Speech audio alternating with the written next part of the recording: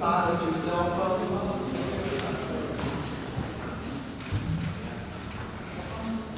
This meeting is being called to order.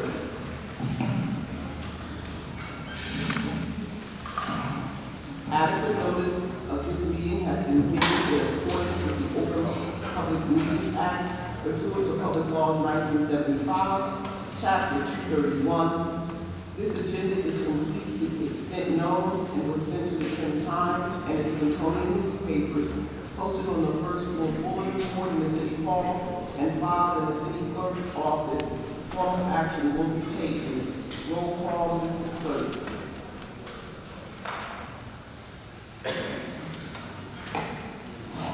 Mr. Blakely. Present. Ms. Caldwell-Wilson. Present. Mr. Harrison. Mr. Michelle. Present. Mr. Rodriguez. Present. Ms. Vaughn. Present. Ms. McBride. Present. Invocation and flag salute. Please stand.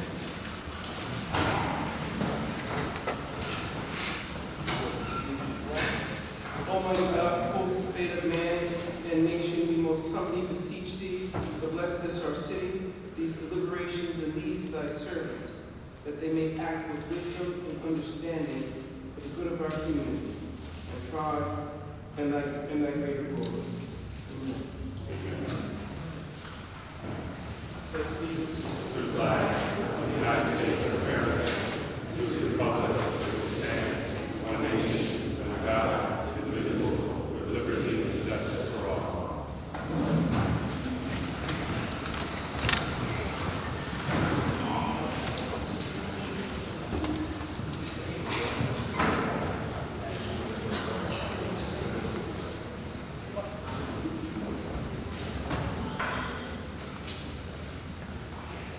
Members of the governing body, as we go through the agenda for this evening, the order of minutes being presented for your approval. There are 30 items of communications, 0 petitions, and 1 report from the office of the city clerk. The revenue for the month of August 2019, funds collected by the office staff totaling $17,520.55. Is there a motion to accept the report? So moved. Moved by Mr. Blakely, seconded by Mr. Harrison. Please arrive at the meeting. Mr. Blakely? Yes. Ms. Caldwell-Wilson? Mr. Harrison? Mr. Michelle? Yes. Mr. Rodriguez? Yes. Ms. Vaughn? Yes. Ms. McBride? Yes. Point of information. I move to have a point of information. I just wanted to confirm with the clerk that ordinances 19-56 and 19-59 have been removed from the document. And I want to also confirm that with the president as well, as per the directive from the Department of Community Affairs. I have removed those 2 ordinances under the directive from the Department of Community Affairs. I just wanted to confirm to the president that those were indeed being removed.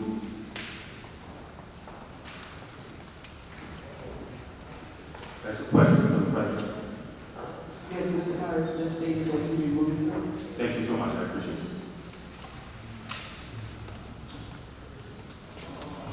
We continue on with the agenda, unfinished business, which are ordinances for public hearing and possible adoption.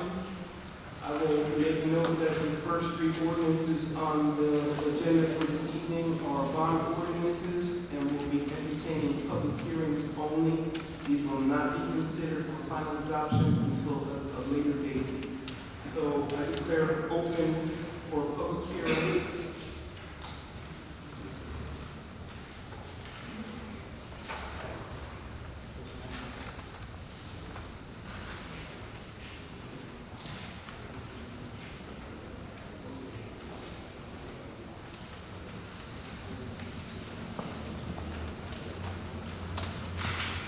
I'm sorry.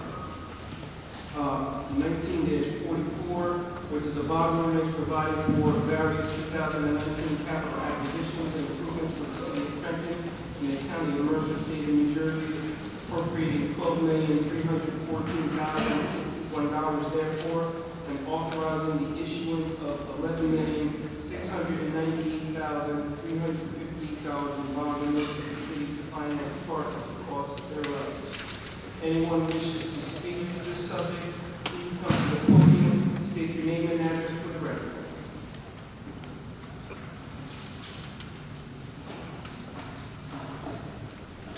Seeing none, is there a motion to close the public hearing? Moved by Mr. Blakely, seconded by Mr. Harrison. Mr. Blakely? Yes. Ms. Caldwell Wilson? Mr. Harrison? Yes. Mr. Michelle? Yes. Mr. Rodriguez? Yes. Ms. Vaughn? Yes. Ms. McBride? And the public hearing on this ordinance is closed. Next is the public hearing on ordinance number 19-45, which is a bond ordinance providing for various 2019 acquisitions and improvements to the water utility of the city of Trenton and the county of Mercer, state of New Jersey, appropriating $22,615,000 therefore, and authorizing the issuance of $22,615,000 in bond and notes of the city to finance the cost thereof. If anyone wishes to speak to this subject, please come to the podium, state your name and address for the record.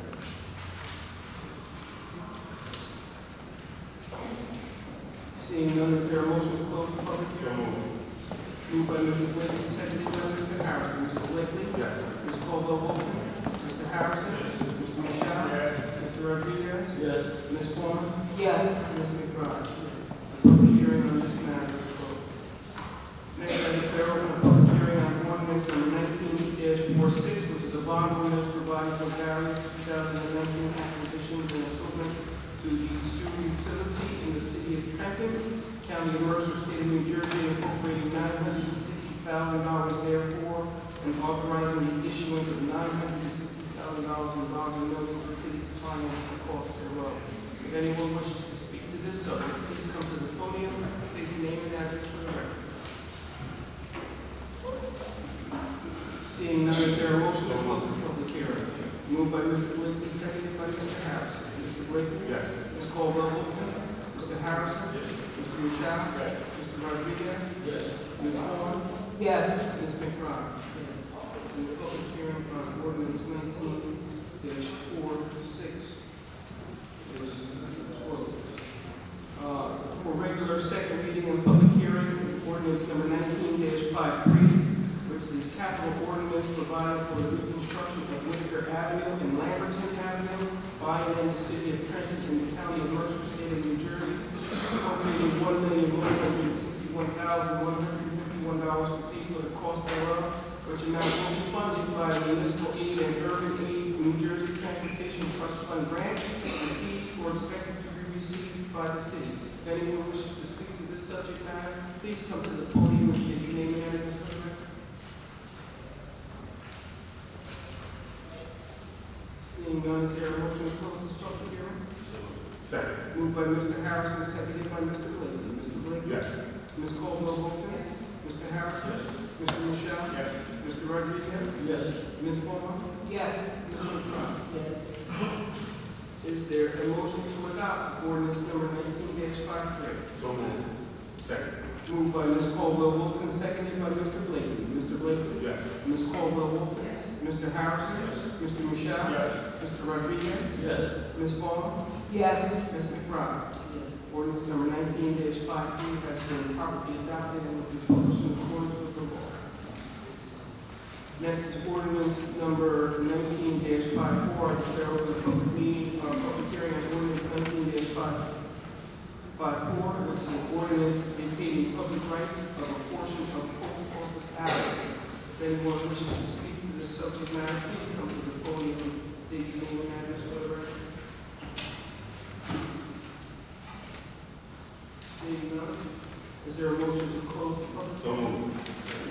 Moved by Mr. Blakely, seconded by Mr. Harrison. Mr. Blakely? Yes. Ms. Caldwell Wilson? Mr. Harrison? Yes. Mr. Michelle? Yes. Mr. Rodriguez? Yes. Ms. Vaughn? Yes. Ms. McBride? Yes. Is there a motion to adopt ordinance number 19-54? So moved. Moved by Mr. Blakely, seconded by Mr. Harrison. Mr. Blakely? Yes. Ms. Caldwell Wilson? Mr. Harrison? Mr. Michelle? Yes. Mr. Rodriguez? Yes. Ms. Vaughn? Yes. Ms. McBride? Yes. Ordinance 19-54 has been properly adopted and will be published in accordance with law. So, excuse me, I move to table ordinance number 19-55 for reasons of unconstitutionality, for reasons of just the advice of our attorney, the advice of multiple constitutional experts. I will table it until we get, I just move the table. Motion to table ordinance number 19-55 was made by Mr. Blakely, seconded by Mr. Harrison. Are you ready for the vote? Mr. Blakely? So before I vote, I'd like to say something. This ordinance, while I believe the intention may be pure, is not constitutional. It is literally, directly, clearly, and blatantly unconstitutional. There is no question about that.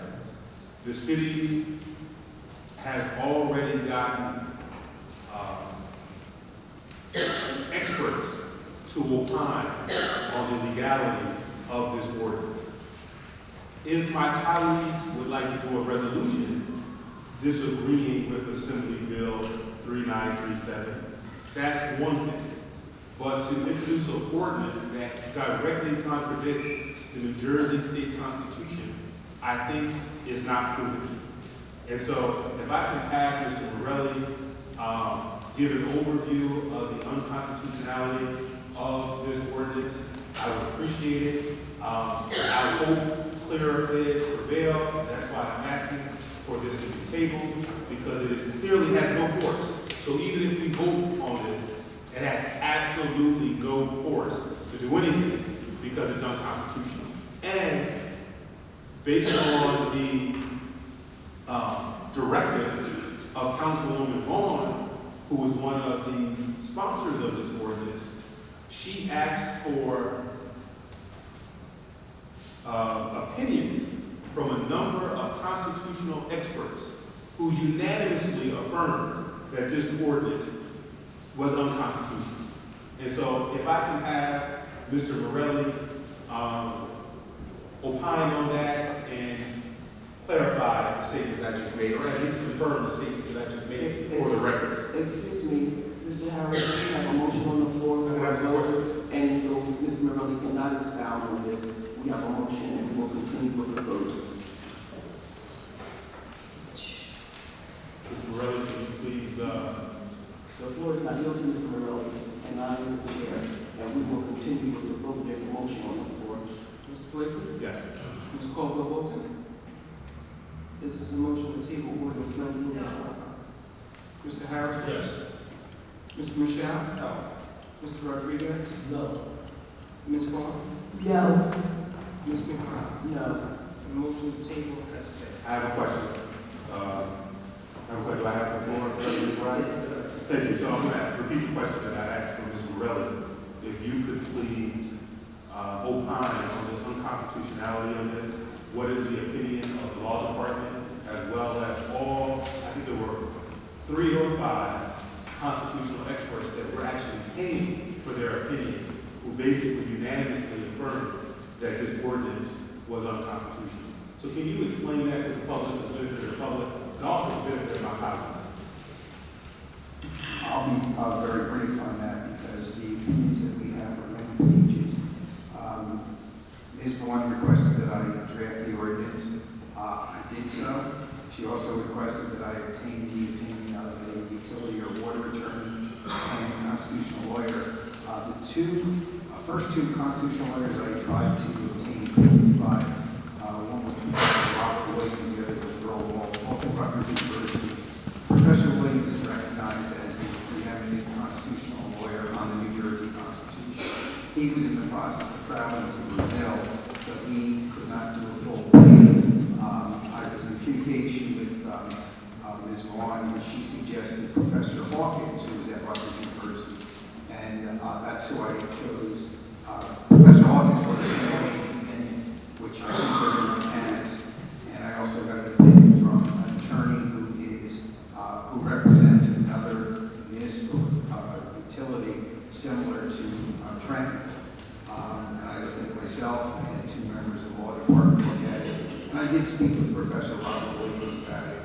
And the opinion was that, and I'm summarizing a very complex 10-page opinion, that it was not a private law and therefore did not fall within the constitutional provision cited, and that therefore the law was permissible and our ordinance would not pass constitutional muster.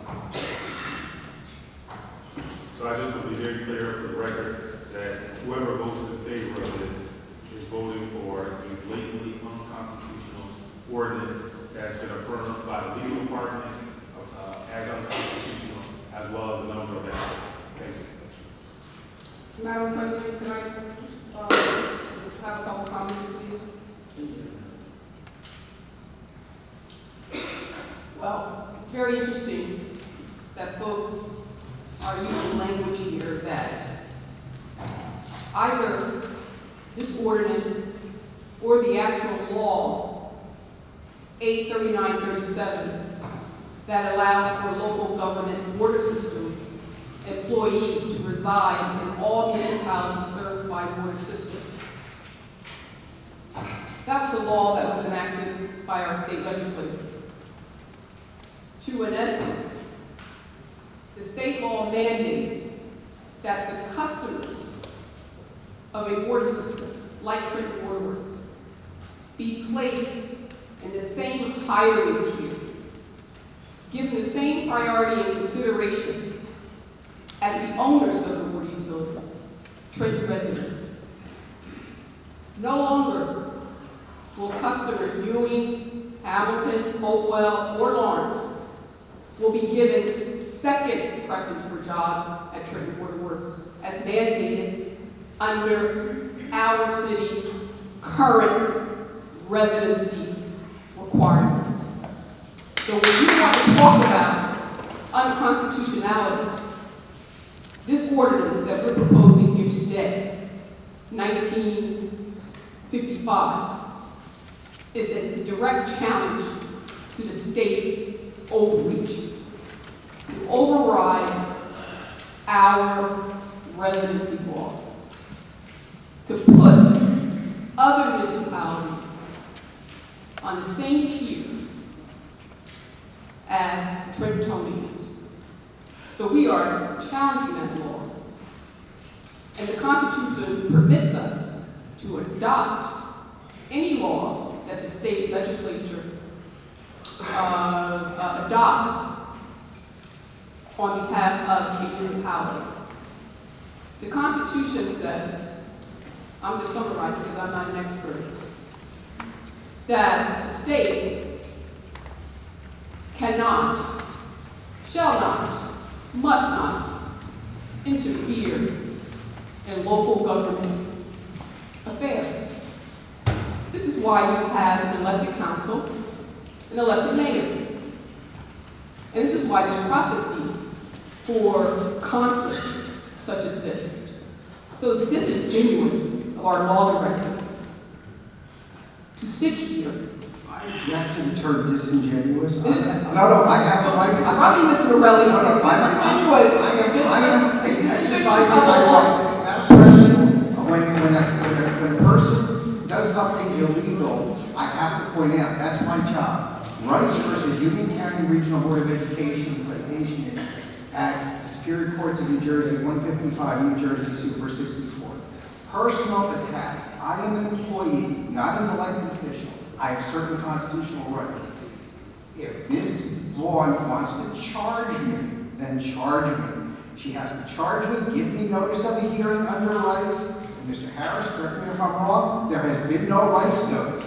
If she wants to call names, I am not an elected official.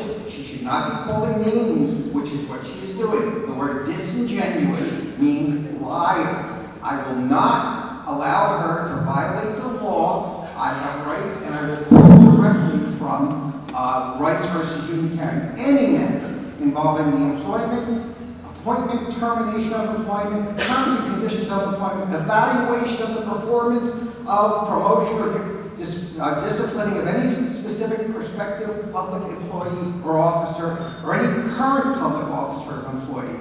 And that's under the statute that governs public employment. So as an employee, I have certain rights. I have the right to be charged. Charge me. Prove the charges. Give me a hearing. But you have to give the Rice notice. You can attack me for my opinion. I didn't. I followed your recommendation, and then you call me disingenuous. That is not permitted. That is illegal. You can disagree with my conclusions. I am not your mother. I am the legal advisor.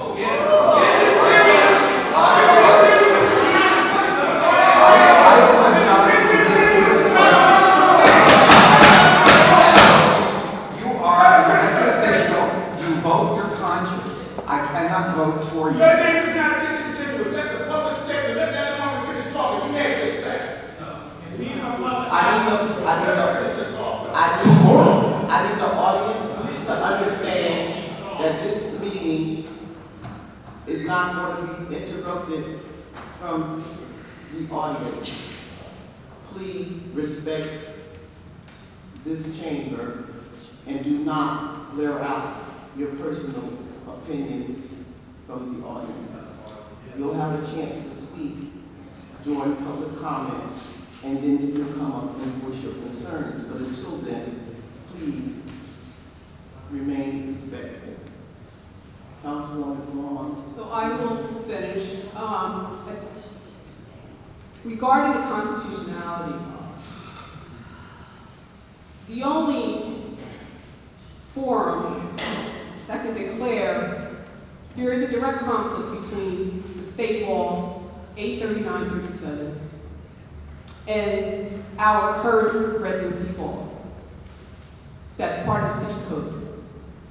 Now, if the state has the authority to override municipality laws, then okay, we're just asking a question and we're challenging. Right now, we want our law to stand, to continue to have Trentonians be the first preference to be hired within any of the city departments. Now, our residency law does similar to what the state is proposing. When we can't find qualified residents in the city, then we do go out and hire in the service areas, which are Ewing, Hamilton, Hopewell, Lawrence. And as we all well know, we have plenty of people in Hamilton Township that currently work at the water utility, work in our police department, work in many of our departments. So for the state to exercise this level of aggression, it cannot be tolerated. And that is not democracy. And that is not constitutional. And we, this council, we're challenging that. And nothing in our democracy prevents this council from doing that. So when someone says that we're up here passing illegal laws and our bill our ordinance 1955 is unconstitutional and it should be scrapped. It's just not, it's incorrect. That's what the democratic process is all about. To be able to have a dialogue, to be able to challenge. Not to be strong-armed, not to be usurped, not to be nullified. I'm not, as your elected official, I'm not going to allow any other government to come in here to take your jobs and give them to other municipalities and compete with you and take our taxpayer dollars out of the city to advantage other municipalities that are economically and fiscally better off than we are. So we're going to elevate Hamilton Township and Hopewell Township, give them a greater advantage than they have now economically by giving them our jobs, and further depress the city of Trenton, an urban city. Take our jobs away, which will exacerbate crime, of course, unemployment, tax rate, homelessness. That is what the state government wants to do to our municipality. So we're going to pass this ordinance. And if the state wants to challenge us, then the appropriate place for that challenge to happen and be decision is in a court of law. So right now, no one can declare either the state bill unconstitutional or this ordinance unconstitutional. We will have to go, right now, our law is our residence law, and that's what we will follow until we go to court, where an actual judgment will be passed. Now, that's how democracy works. I have a follow-up. So, and that's all that I'm going to say to that. I have a follow-up.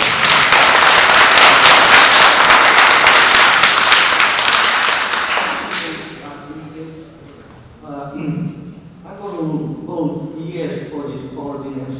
Yes, 10 times, for 100 times. This ordinance is in response to Bill Assembly Bill 3987 that will give our Trenton jobs to the municipalities that are doing a lot better economically than Trenton. This Bill 3987 was sponsored by Carolina Reynolds, Anthony Dorelli,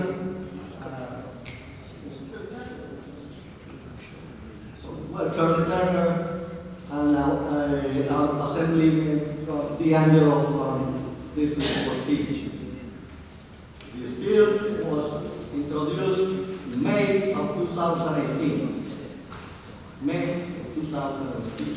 Our mayor was still an assemblyman at that time.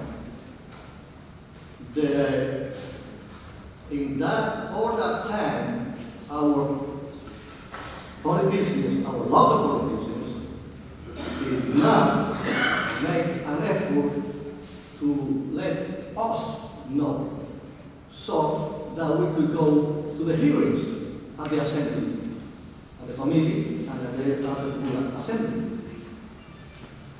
At the same time, they introduced this bill, they introduced another bill. We found out about that other bill.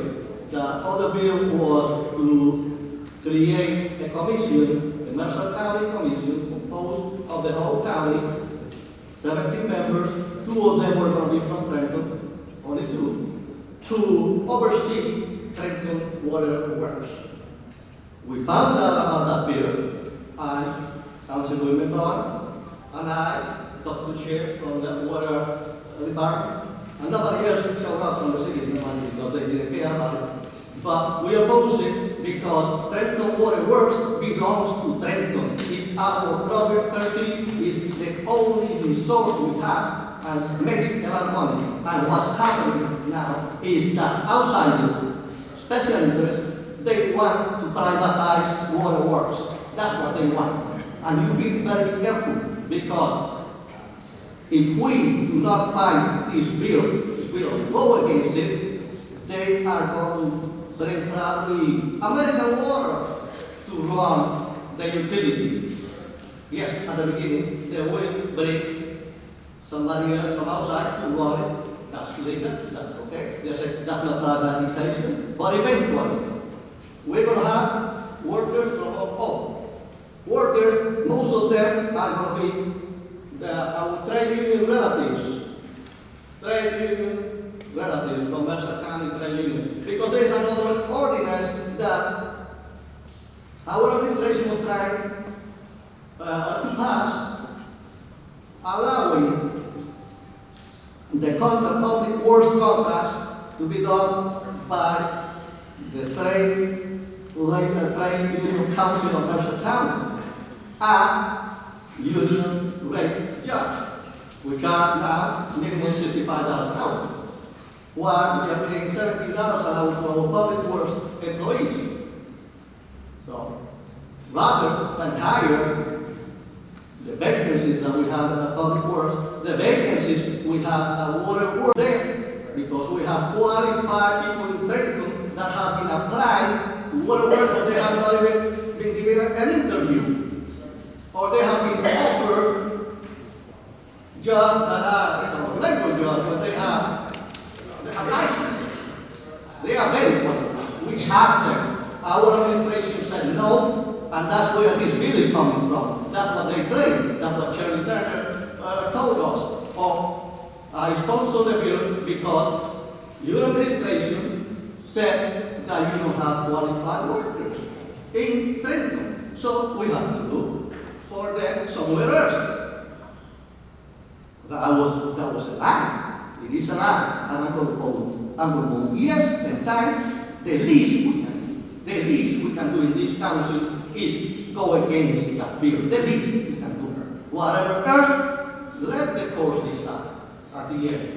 The constitutionality, let the courts decide if it's constitutional or not. To me, the constitutional was what these politicians that are working for interest group did to us without notifying. Did any one of you knew about this bill 3987? We found out after the governor signed it. Right away they sent us the bill, the copy of the bill. But before that, they did not even give us an opportunity of a hearing. So that was unconstitutional. Yes, that was unconstitutional. So I'm going to vote yes for this ordinance. We're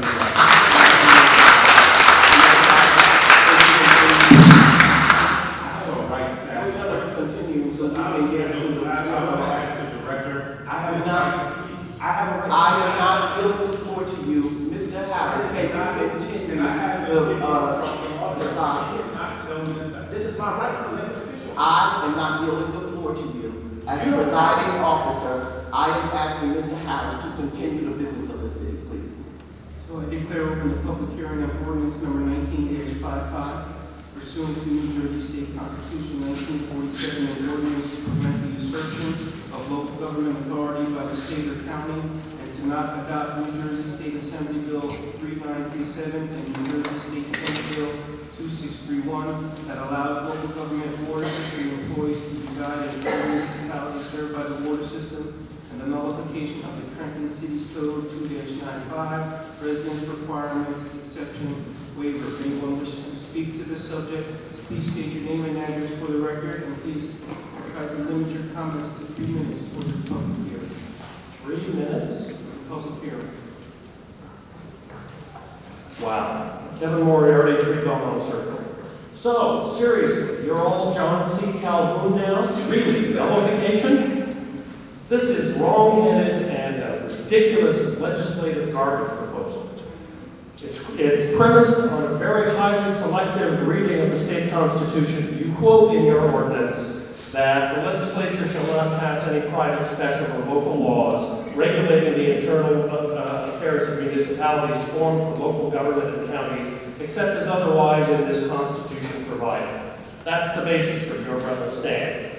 Well, wait, did you hear the phrase except as otherwise in this constitution provided? Did you? I don't think you did, because immediately following the language that you quoted, you would have read, I believe it slowly, the legislature shall pass general laws providing for the cases enumerated in this paragraph and for all other cases which in its judgment may be provided for by general laws. The legislature shall pass no special act conferring corporate powers, but shall pass general laws under which corporations may be organized and corporate powers of every nature obtained, subject nevertheless to repeal or alteration at the will of the legislature. There you go. The city of Trenton is a municipal corporation organized under such a general law passed by the legislature, the Faulkner Act, as well as many others. As such, every aspect of the government of the city of Trenton is, to quote again, subject nevertheless to repeal or alteration at the will of the legislature. And this is precisely what the legislature has done here with A 3927S 2631, and what the legislature has done for nearly 170 years. And this authority is what you Confederates refuse to recognize. The legislature granted the Trenton Water Works the authority to draw water from the Delaware River, which, remember, the city of Trenton doesn't own, in 1852. The state legislature transferred the waterworks from private to city ownership in 1859. This was done by state action, not city. And what the state granted, the state may take away. And that is a fact of life for a city like Trenton. More recently, state authority over water systems and other utilities was codified in the Municipal and County Utilities Law passed in 1957, amended in 1977. The other main regulatory laws, the County and Municipal Water Supply Act passed in 1989. Water and safety and supply, as well as the utilities set up in the state to manage it, are and always have been subject to the most intimate state legislation. Don't you think that if measures such as the one passed this summer, or the 1957 law, or the 1989 law were unconstitutional, that would have been figured out before now? Don't you think some other city council or county freeholder board or group of private citizens would have brought a successful suit? Have you ever thought of that? It hasn't happened because they are not unconstitutional. They are legal and your ordinance is not. In this ordinance, you beat your chest and proclaim, we are the legislative body elected by the residents of the city of Trenton to create laws that serve their collective best interests. On that basis, you want to open fire on Fort Sumter on West State Street? You are doomed to failure. If you wanted to express your opinion on this bill, a resolution expressing disapproval and disappointment would have been the better route. But no, you choose to score cheap political points by passing an ordinance. That way, the mayor you detest will veto it, and you will override the veto. Battle won, just like the first municipal product. You do remember who won that war, right? This is a stupid, stupid bill.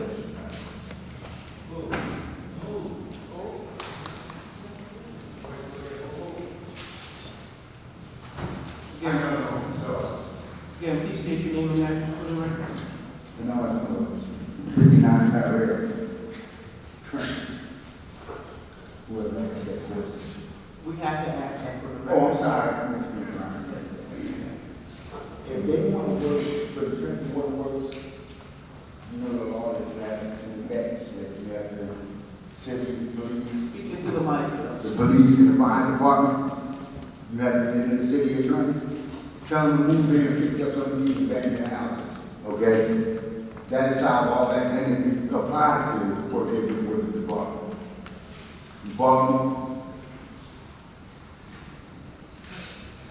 Oh, man. Don't tell me that over there, unions, they suck.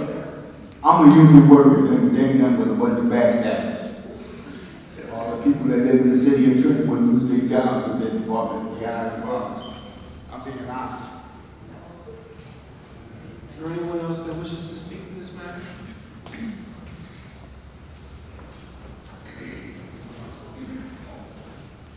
My name is Marvin Williams, 42 Wayman Avenue. Sir, you have to wait till you get to the mic and then state your name and your My name is Marvin Williams, Trenton, New Jersey resident since 1960.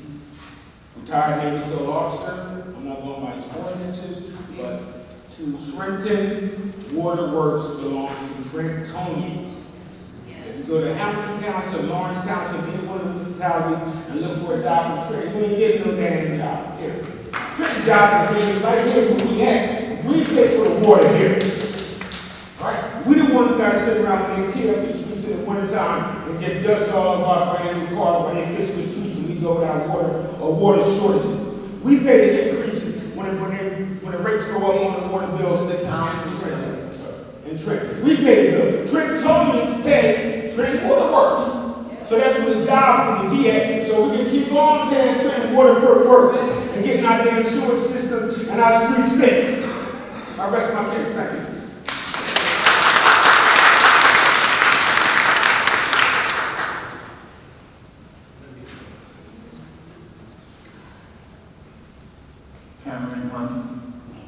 Rutherford Avenue, former president of the Trenton Council Civic Association, present president of the Rutherford Heights Civic Association. My remarks are simple.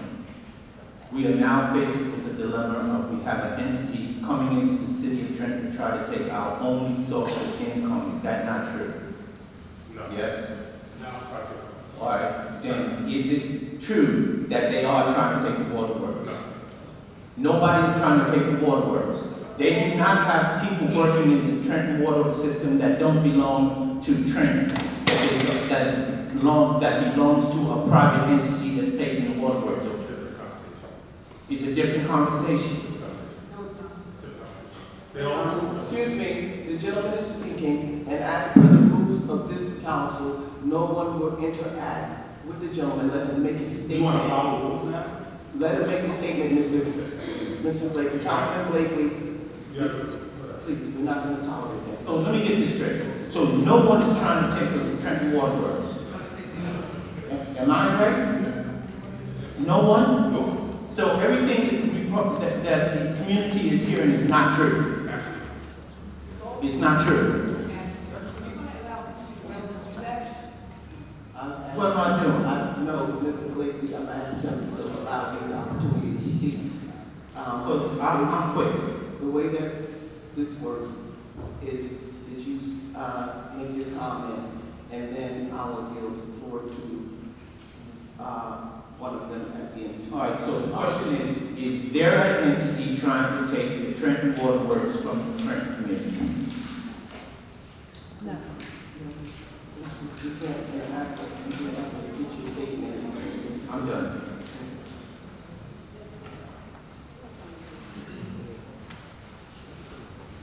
Paul J. 55 Alden Avenue, Trenton, Jersey.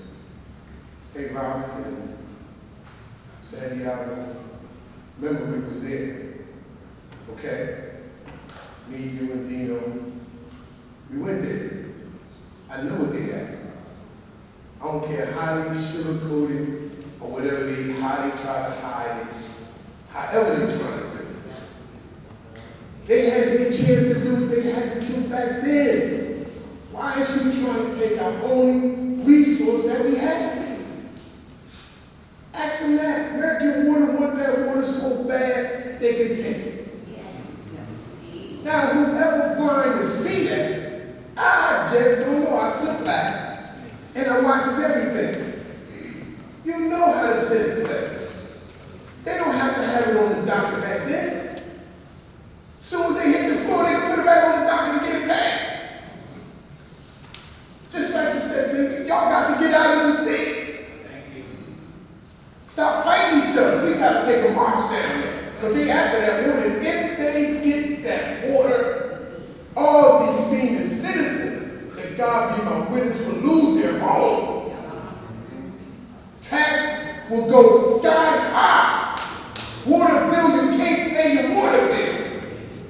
And they're going to come in and guess what? They know what they're doing. This is by design.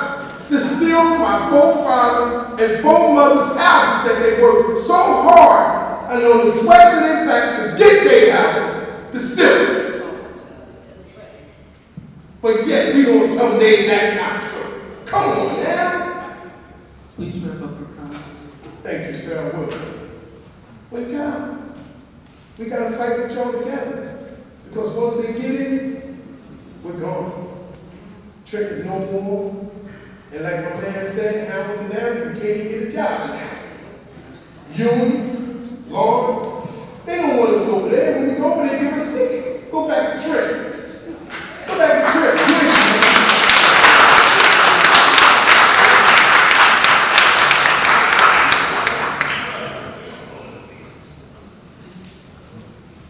Hello, baby. My name is Lee. I have to clear the doorway, ladies and gentlemen. The doorway is clear. I got some bad news today.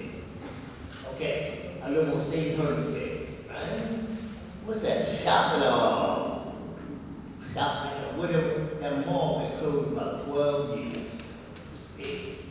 Now the news I got today, they want to close down the Superfood Mall up on Pennington on the Prospect area. They want to shut that down. That's going to put people out of work. The biggest owners are us in the green church right there. He owns the biggest thing. He's going to be out of business. He's going to be out of business. The employees going to be out of business, you know? So we're talking, the issue that we have before you is 19-55, and this is a public comment for that particular ordinance. So So that's what we're speaking to. This is 19-5, well, you're not speaking to that particular ordinance, and so the public comment is for that particular ordinance. All right? So when we get to your ordinance, you can come back and speak to that. Okay. All I right? just got word that the city council came to that mall today, going to every store owner, telling the store owner and the employees that they gonna shut that mall down. What's gonna be left in Trenton? What name is already shut down? We're not speaking to that right now, so we're speaking to 19-55. And so when we speak to that, you will be able to come back up, okay? We'll let you know when that ordinance comes up, all right? All right. Don't give my voice. All right. Shut that mall down.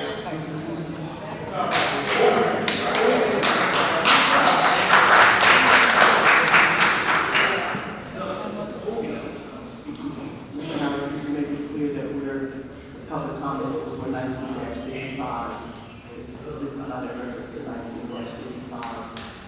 Hello, my name is Patricia McLean, and I've been in Trenton all my life. And my question is, now, when we didn't have no water, this lady right here, she came to make sure the seniors and the disabled had water. And now you want to be against the water or whatever you want to.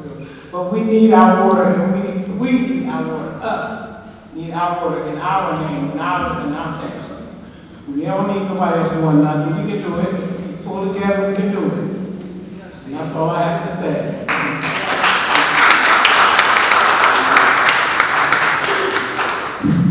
Thank you. Is there anyone else that wishes to speak to ordinance number 19? Please clear the doorway. This is for the guard. Could you please keep the doorway clear? Good evening. My name is Sonia A. Wilkins. I reside on Burke Avenue in Trenton, New Jersey. I was born and raised in the city of Trenton, March 26, 1964.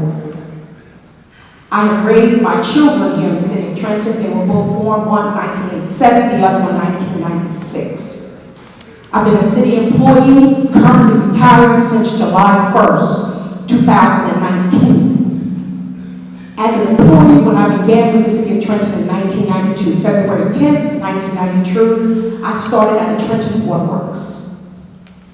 What I want to make clear, and I think that people are getting confused, is that they're talking about taking the waterworks. But that is important, but what's more important is that they're talking about taking the waterworks jobs. As an employee, when I started in 1992, it was requiring me to live in the city of Trenton. Not in Hamilton, not in Ewing, not in Lawrence, not in Hopewell, anywhere else. I was required to live in the city of Trenton. As I started my career as a municipal employee, I had to work 15 years with the city before I was allowed to leave outside of the city's boundaries in order to maintain a job with the city of Trenton. I want to make sure that those who have spoken and those that are speaking and those that are here, what this bill is about taking employment from citizens of the city of Trenton. That's what it's about. And my question is this: since when have we, as a city, as a community, as legislators, as those who we put in leadership, decided that it was okay to take anything from Trentonians? Since when? Since when? I worked for 15 years, and I began on a house hunt because I knew I had to complete my employment with the city of Trenton. But what I do, I bought my home in the city of Trenton so that my children could get employed within the city of Trenton. I'm not going to be long, and I will be wrapping up, Mr. Harris. But the point that I'm making is that it is wrong, and it is very, very, very inconsiderate to even think about taking jobs from the citizens. It is incorrect. I don't know what your votes are going to be, but I had to come up here and speak against that bill because it was wrong, and especially because they didn't let the legislative body of the city of Trenton even know. So I say vote no. I say vote against it. Because where are our children, our grandchildren, our uncles, our aunts, our cousins, our brothers, our sisters? Where are they going to work? They cannot go to other municipalities to work. I tried. And that's all I have to say. Thank you.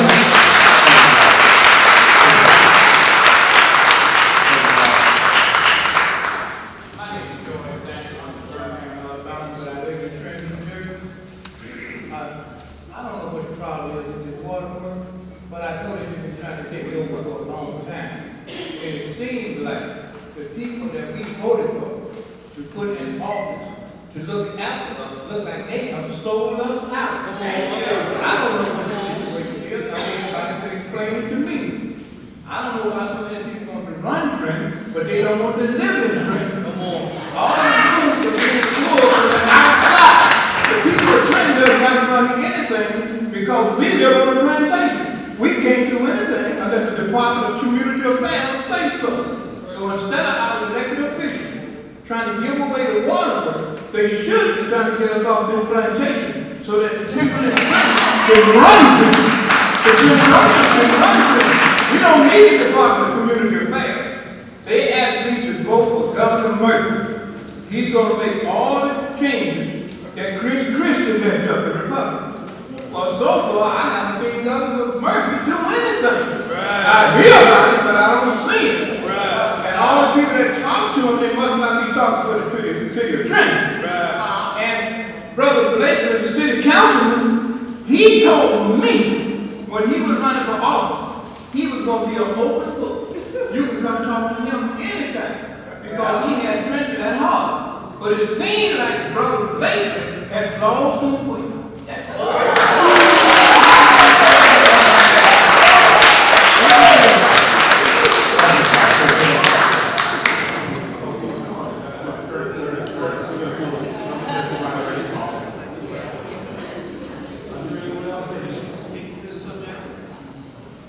Seeing none, is there a motion? So moved. Is there a second? Moved by Mr. Blakely, seconded by Mr. Harrison. Mr. Blakely? Yes. Ms. Caldwell Wilson? Mr. Harrison? Mr. Michelle? Yes. Mr. Rodriguez? Yes. Ms. Vaughn? Yes. Mr. Brown? Yes. Is there a motion to? No, I have to take it.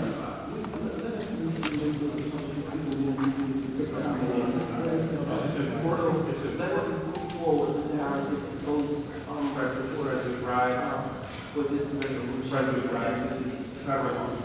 It's a, excuse me, an ordinance. Can we move forward, Mr. Harris? So before I vote, I have to actually say so the easiest thing for me to do is to lie to you. It would be so easy for me to give you and tell you exactly what you want to hear so I can get your applause, so that I can be liked, so that I can be admired. But I'm going to tell you the truth. The fact of the matter is, this ordinance, number one, is not going to be affirmed by the DCA. So the DCA, before it's even enacted, DCA has to give their stamp of approval on it. They're not, because it's unconstitutional. Number two, the fact of the matter is, if there is a qualified employee who's from the city of Trenton, nothing in the state law stops the city from hiring a person who's qualified. Nothing does that. It does not do that. So to keep bringing up this issue that the ordinance, that the state law is going to take the jobs is not true.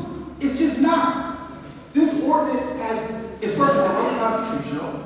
Number two, I would ask Mr. Morelli this question. So my point is, the people who are up here talking about the waterworks is going to be taken over, it's not true. They tried. Doug Palmer tried to do that. He tried, and he failed. They spent more money to sell the waterworks than the mayoral election. And they failed. But for people to keep bringing it up, to inflame the public, to lie to the public, because they know that you're interested in these jobs, and so they're going to mislead you to rile you up, to make you excited.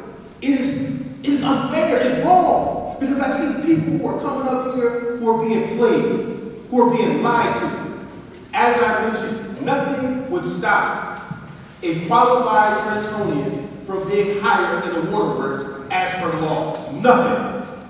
Because you know who makes the hires in Trenton Waterworks?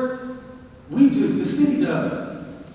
And so I just think that my colleagues are being irresponsible by lying to you, by telling you things that aren't true. Of course, folks want to take over the waterworks, but just because they want to doesn't mean they will. And because the public and his body is resolutely against anybody taking the waterworks over. And so I'm voting my conscience, and I respect you enough to tell the truth to you, and not tell you what you want to hear to get your applause.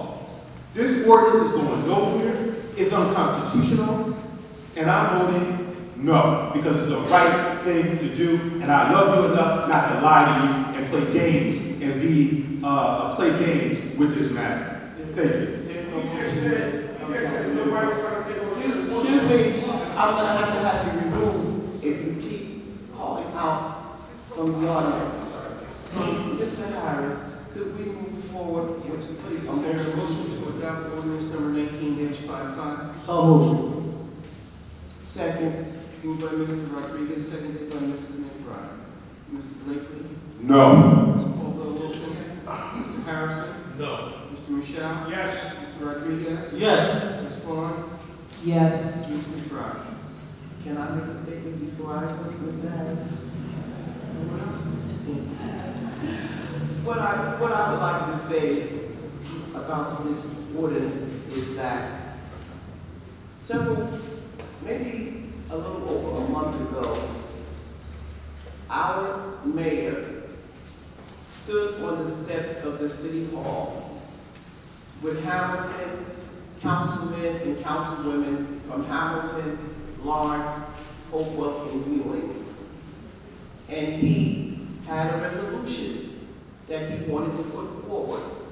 And that resolution was to bring the trades union into public works for the jobs in public works. Mind you, that the trade union makes $65 an hour, and our city employees make between $17 and $18 an hour. They were going to be working side by side with the trade unions, and the trade union salary was going to be triple the city employees. How could you be the mayor of a municipality and offer your jobs to the outside municipalities, to a trade union, when you have right here occupied in the city hall the public employees union, which is called ASME? So how could you do that as a mayor? So that fell because the council pulled it. And in the wee hours of the night, the state legislators that we voted for, Reynolds, Jackson, Anthony Borelli, and Shirley Turner, creeped this bill in the depths of the night. They voted on it, the bill passed, and the governor signed it. So, you have a residency law on the books. Why did you need the state to interfere? Why? And so, what we're saying as a legislative body is that we were elected by the city of Trenton, and it is our due diligence to work for you. And so, if this ordinance that my colleague has put up, let it play out in the courts. But our job is to fight for the residents in the city of Trenton. And we're going to talk about the jobs. We had a job fair, and they said that there was no talent here in the of Trenton. We had a job fair, we had a spreadsheet. We had young women and men coming in with 4-year degrees, 5-year degrees, and we had several engineers come in for that job fair. Most of the young women and men got letters saying that they were not accepted for the jobs, that thank you for applying, but no thank you. And so, until you complete that list, that spreadsheet, why are you going outside of the parameters of Trenton to hire? So when we sit here, let's be open and honest about what is going on here.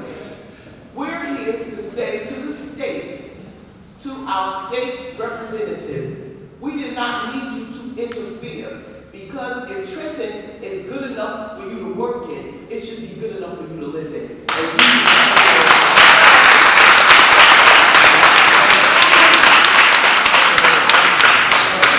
So that is why my colleague put this ordinance forward, because she wanted to send a strong message to the legislative body that we're not tolerating it. We want the jobs in the city of Trenton for Trentonians, and that's the bottom line.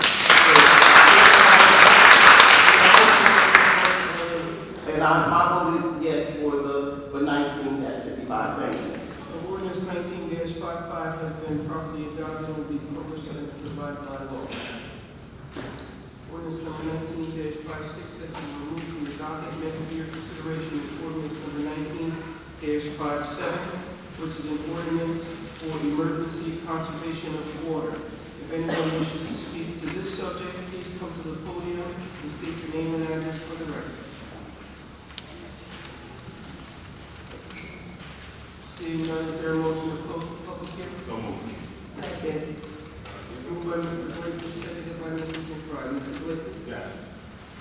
Ms. Caldwell? Yes. Mr. Harrison? Mr. Michelle? Yes. Mr. Rodriguez? Yes. Ms. Vaughn?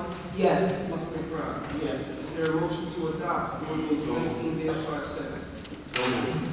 Second. Moved by Mr. Blakely, seconded by Mrs. McBride. Mr. Blakely? Yes. Ms. Caldwell Wilson? Mr. Harrison?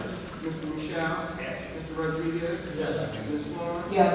Ms. McBride? Yes. Ordinance number 19-57 has been properly adopted and will be published in accordance with law.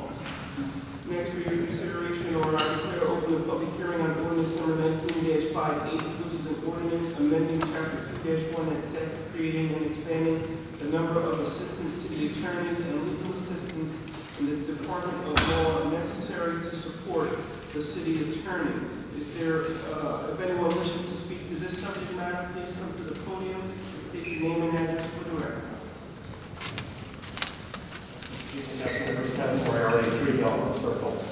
I applaud the intent of ordinance 19-58, which states, "It is within the best interest of the city of Trenton to allow the city to hire additional assistant city attorneys to permit the handling of litigation against the city of Trenton, as well as other legal matters, by the Department of Law rather than by outside counsel hired on a contract basis, and to minimize the hiring of outside counsel. The proposed addition of up to 3 new assistant city attorneys, 3 legal secretaries, 4 paralegals, and a management specialist will represent a significant investment in the capabilities of the law department. My questions this evening are, what exactly is the scale of that investment? And how will this impact the amount of money the city will expect to have to pay outside counsel? The text of the ordinance itself is silent on the subject, although reduction of cost is a clear objective of this measure. There is no attachment available to the public tonight this evening that indicates any kind of budgetary impact or cost-benefit analysis prepared as part of the proposal. Can council state whether they have seen or prepared such analysis? If so, can they share with the public the conclusions of that exercise? Will expanding the law department actually save money for the citizens and taxpayers of the city of Trenton? If such analysis has not been done, why not?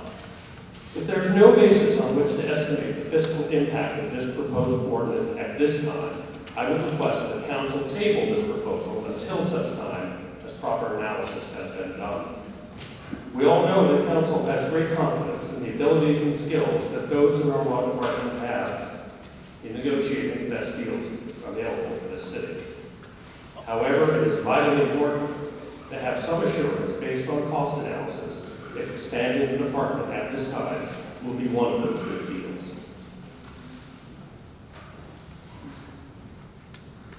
there anyone else that wishes to speak on this matter? Seeing none, is there a motion to close the public hearing? Ordinance number 19-5. Moved by Mr. Blakely, is there a second? Second. By Mr. Harrison, Mr. Blakely? Yes. Ms. Caldwell-Wilson? Mr. Harrison? Mr. Michelle? Mr. Rodriguez? Yes. Ms. Vaughn? Yes. And Ms. McBride? Yes. Is there a motion to adopt ordinance number 19-5? Second. Moved by Ms. Caldwell-Wilson, seconded by Mr. Rodriguez. Mr. Blakely? So before I vote, I have a few statements. Mr. Morelli, does this ordinance actually create the position? Does it actually create the opening for the position? What is the method, the proper method of creating a position in the city in terms of line items and budget? I just want to tell you that I did do a detailed financial analysis of this and a cost benefit analysis. We have to add it as a budget item, so even though we had these positions, we didn't have to budget for it. So generally what happens is you put it in the budget first and then you adopt the ordinance. Is that generally the proper? Do it either way, quite honestly. Okay, so for me, I would rather look at the addition of attorneys in the law department through the budget process, where we can look at it holistically and look at the impact of adding maybe $400,000 or $500,000 in line items to a budget. Also, I actually like the idea of having legal contracts, and I tell you why. It makes us more nimble, and I always like to give this as an analogy. If you need to move, right, say if you're moving somewhere, you don't go out and buy a moving truck. You go out and rent a moving truck because you're not moving on a consistent basis. You're not moving every day. You generally go out and get the type of vehicle you need for the purpose that you need it for. So if you need to go to the prom, you don't go out and buy a limousine. You go out and rent a limousine. And so the idea of having legal contracts is that we don't know what kind of cases we're going to get on a consistent basis. We have access to the top attorneys in the state when we go out and get a legal contract, and we're able to utilize them when we need them. Say if we hire a particular attorney with a set of skills, and we don't necessarily get those many cases, then they're sitting idle. Whereas if we had a legal contract, we are only spending what we actually need to utilize. And so for those reasons, I believe that this ordinance, while the intent is a very good one, I think the implication of it is not. So I'm going to say no. Ms. Caldwell-Wilson? Yes. Mr. Harrison? Mr. Michelle? Yes. Mr. Rodriguez? Yes. Ms. Vaughn? Yes. And Ms. McBride? Yes. Ordinance number 19-5. I have a question. About the ordinance. I have a question about it. Has this been approved by TCA? Verbally gave your approval, the formal written approval has not been made. Thank you. Mr. Harris, I would like to walk on 19-59. This ordinance has been pulled from the docket.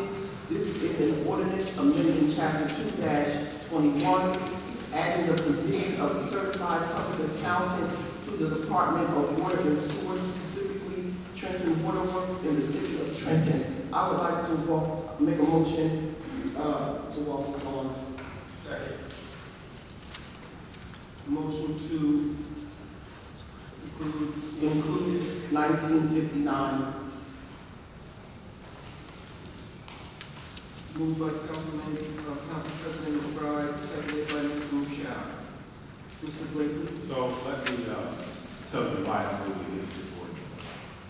The reason why I'm voting against this ordinance is because I think it's a better idea to contract out so that we're not paying for the legacy costs in terms of pension, benefits that the city is currently obligated to pay for municipal employees.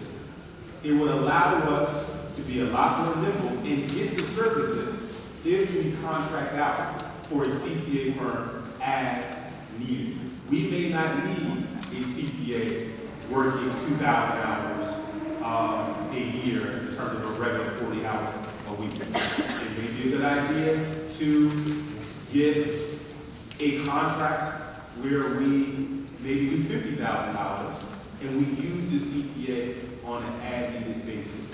Also, I think the best way to plan for positions is to actually include them in the budget, through the budget process, and not introduce them by ordinance, because quite frankly, if we're not in a proper budget position this fall, then even if we pass this ordinance, we're not going to be in a position to actually fund it. So it's a lot better to look at our total financial picture through the budget season, and then plan it in the budget, make sure we have the money, make sure we budget the amount of money we need, and then move on. This ordinance does not give us a time to look at the total implications, because we're adding positions when, quite frankly, because of this budget climate, we're probably going to be reducing positions because of the fiscal climate that we're in.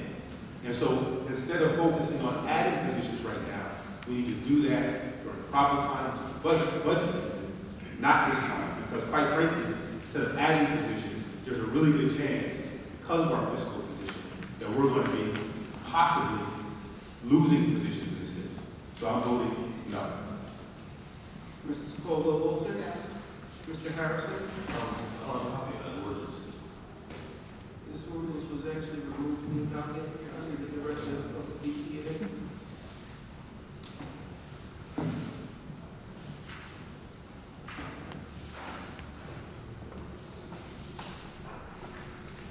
Come back to Mr. Harrison. Mr. Michelle? Yes. Mr. Rodriguez? I'd like to say something about this. Waterworks. Tuesday, 2 days ago, we were informed by the assistant, I guess he's assistant director of Waterworks, that there are no reserves. There's no money left in Waterworks. That Waterworks is working day to day. That they have budgeted every penny that comes to Waterworks. Just a few months ago, when we were dealing with last year's budget, we were told that there were, I believe it was $12 million of reserves. Well, now, there's no reserve. That's why I encourage everyone to vote to have an accountant there. Not only an accountant, we need a forensic audit to talk about it, because we need to find out where the millions of dollars that come into our work go. Where have they been going for years and years? Now, today they claim that they have to do that because they have to do all these repairs, which I understand, because supposedly the previous administrations didn't repair anything. But where did the money go back then? Well, yes, I agree that we should have a CPA.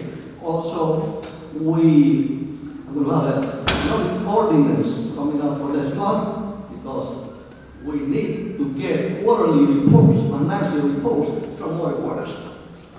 We need to know is ours, belongs to you, not from a taxpayer.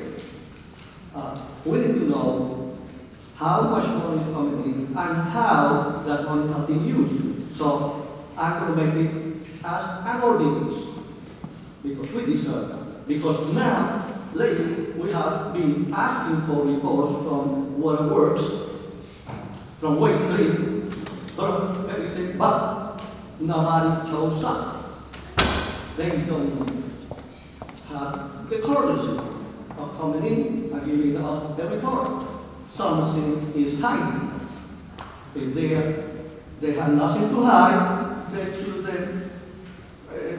they should be open to their audit and should be open to our auditor there, the CPA, an accountant to work there, to respond to us, so that they could answer our question also. Because as it is now, Waterworks is answering to Wave 3, is answering to people from Detroit, from people from South Jersey, from all over. We just got an appointment there, an attorney, Mr. Pico, Stephen Pico, is an expert, not in running Waterworks, but he's supposed to be an expert. You know, and I wonder why the city of Trenton, we get these experts from the state. They are recommended to our administration, and our administration appoints them right away as acting directors. We had in the past another one that was acting director of business acting business administrator, acting the housing and development, acting inspection director.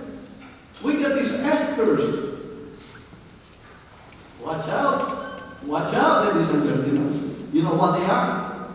Overseers from the big countries in the sector. Some politicians, some others that are interested in acquiring waterworks. Yes, they are looking after waterworks. Yes, they want waterworks. And they will not stop on the do. So that's why I agree that we should have an accountant working for waterworks. Your vote? Yes, I'm voting yes. Ms. Vaughn? Yes, I just want to say, I concur with Councilman Rodriguez. I just want to say, a certified public accountant, who would be against hiring a certified public accountant? Except for someone who's egregiously corrupt. That is outrageous. So, I'm going to tell you what I uncovered in my research. She's out of order. And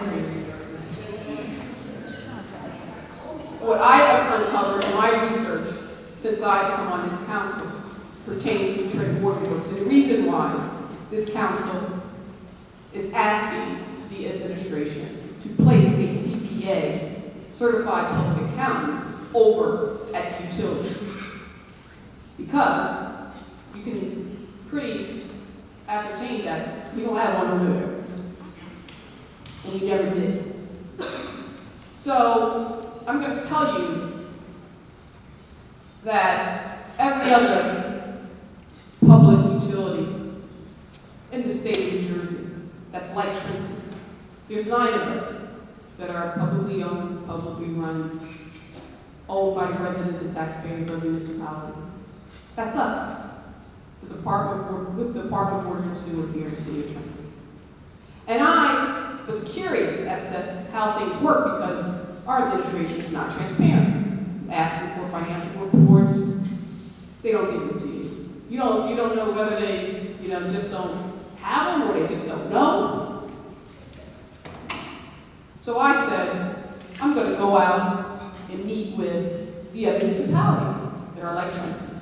I'm going to go out and meet with the Board of Public Utilities, who regulate municipal water systems like Trenton.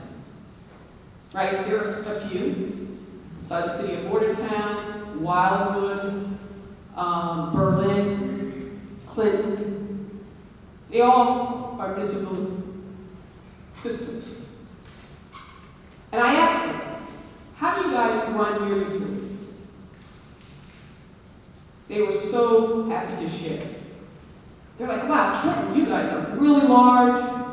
You got a huge customer service area. They said, Ms. Vaughn, we have at our water utility a water law attorney who helps us write our ordinances when we have to periodically increase rates to ensure that we have adequate revenues to cover infrastructure improvements, etc. Because they have a comprehensive asset management plan in place that we don't have, which we're not in compliance with. That's what the EPA requires, the U.S. Environmental Protection Agency requires in Trenton. We don't have one, but they're working on that now. Just now. So, we're asking for a water law attorney too, but what does the administration do? True to form, they push back on that too. But let's just stick to the CPA.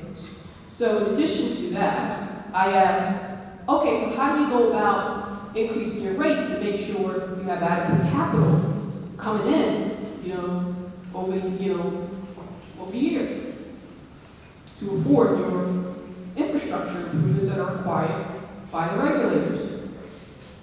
They said, well, we have our CPA. Our CPA firm does that. CPA prudently goes through all the financials, all your financial statements, your balance sheet, right? Your cash flow, your P&L. And then once they're finished producing all the financial statements, then they go and they work with our water law firm. And based on those financials that the public accounting firm compiled, that's how the water law attorney compiles his ordinance and make recommendations for the rates to be increased. And then he takes that ordinance to their council. They approve it, they pass it, the rates go up. Incrementally, small, but at least they're keeping the market. But of course they do, they must go to the BPU to get a cursory review. But that's the way it's supposed to work. But right now, we don't have those efficient processes defined and established at Trenton Water Works. Either our mayor doesn't know how to put them in place, or he doesn't care to put them in place, or he has a reason not to put them in place.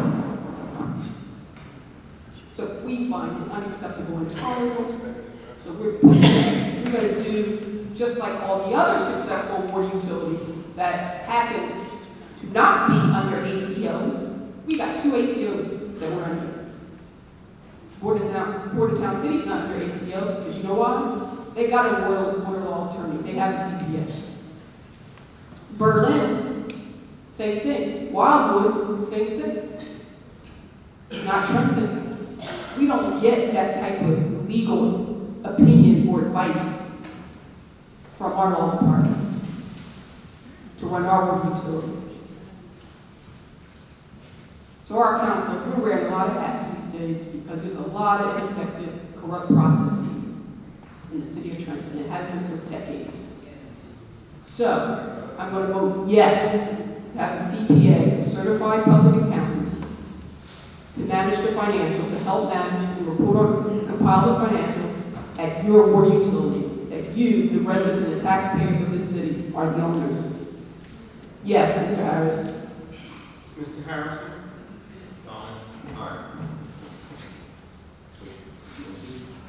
Yes, Madam President, I just want to put a comment on the record for some of the comments that have been made here by a couple of the council members. I just want to clarify that the Councilwoman Vaughn is right when she says that CPA firms are used on public utilities. Yes, public utilities. However, The city of Trenton has a Department of Water and Sewer who is under the rules of the Department of Labor, Civil Service. The Department of Civil Service does not have a title for a CPA. They have other titles, but no title for a CPA. So since we are under the guidelines of civil service, we cannot hire a CPA because that title does not exist in civil service. However, the city of Trenton does have a CPA firm that comes and does audits on an annual basis, and those audits are provided to the council. If any of you feel that there's corruption going on in the city of Trenton, please feel free to go to the Attorney General's office, feel free to go to the prosecutor's office and report it. A blanket statement doesn't mean anything when you are making points just for your political gains, because you are hurting the city.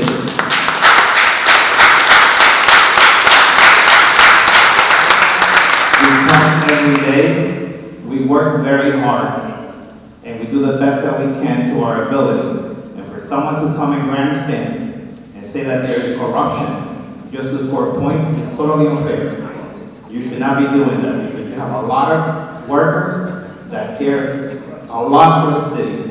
And if you do feel that there is corruption, point out the individual and call the prosecutor's office. And I hope that if the person is a corrupt individual, I hope they go to jail. So yes, please do that. But do not throw a blanket statement to everybody here because that's not what we do. At least that is not what I do. I've been doing government for 26 years. And in 26 years, nothing that I have ever done has come under scrutiny by anybody in the state of New Jersey, locally, state, or FBI. So please, do not use those comments for as long as I am a VA here, because I take it very personal. I stand by my statement. So, as I said, if there is corruption going on, pinpoint the individual, bring it to the FBI, prosecutor's office, state attorney general, county prosecutor. But do not just come here and make a statement like You that. still owe me some reports. That has nothing to do with corruption. President Wright. The vote is on the floor. The vote is on the floor. Mr. Harrison, the vote was to you. Go right ahead. Okay, my comment. Okay, first of all, tonight, we were told that Trenton Woodworks is going to be privatized. Where's that evidence? All right. Are we going to raise the water rates? Take that money, shove it in the budget, then make Trenton Woodworks unstable again, so then we have more problems with the water. So you got to be looking at the big picture here. We talk about privatizing. Where's the evidence? You say it, produce it. Just like we're talking about people who are corrupt up here. You say it, produce it. My answer is no. Ms. McBride. Yes. So, the motion to include ordinance number 19-59 back on the docket has passed. This ordinance was originally scheduled to have a public hearing and possible adoption this evening. So I will presume that we will need to continue on with the public hearing. Yes. If anyone wishes to speak to this subject, please come to the podium and state your name and address for the record. Seeing none, is there a motion to close the public hearing? Moved by Mr. Blakely, seconded by Mr. Harris. Mr. Blakely? I have a statement. President Wright, I am an elected official. Allow me to use my judgment to make a statement on what I feel is But you made a statement. I can make a statement as I want. I can make a statement as I want. I'm an elected official just like you. I don't stop you from talking. I don't stop you from talking. Now, as I was saying, it's very clear that this ordinance, I understand the intent, but it is creating a position that doesn't even exist. I just want people here to understand what's happening here. It's almost Trumpian. It's almost like Donald Trump. It sounds kind of all right, and then you just peel back the onion a little bit, and you see that it's completely baseless. people are up here saying things that are not even true. They sound true, and they believe that you're gullible enough to believe it. We already have CPA firms. We have that already. That's what most municipal water utilities have. Even as per Councilwoman Vaughn's point, she made a Freudian slip. She said, firms, CPA firms, we already have CPA firms. She wants to hire add the position of certified public accountant, and there's no such thing in civil service called CPA. So we're creating a position that doesn't exist for a problem that doesn't exist. But what she expects all of you to do is hear certain buzzwords. There's corruption. They're not doing the right thing. Let's get a CPA, a position that doesn't exist. I'm asking people, don't listen to invective. Don't listen to things that aren't true. I'm glad people are here because what's happened is many of my colleagues on a consistent basis say things to rile you up that are not true. They insult people. They call people corrupt. And this is just another example that if they were really interested in creating a position, they would make sure that the position actually existed, which it doesn't. I just want you all to understand what people are doing. They want to talk about people's political motivations. Why are people lying to you consistently to rile you up? Why? And so this is a motion to close the public session. I have something else to say out here, so it's yes. I have the motion, yes. I vote yes on the motion. Wilson, Councilwoman wants to speak. I just wanted to make a quick statement. Mr. Cruz, just for a point of clarification, just because civil service doesn't have a title, doesn't mean to say they can't create a title.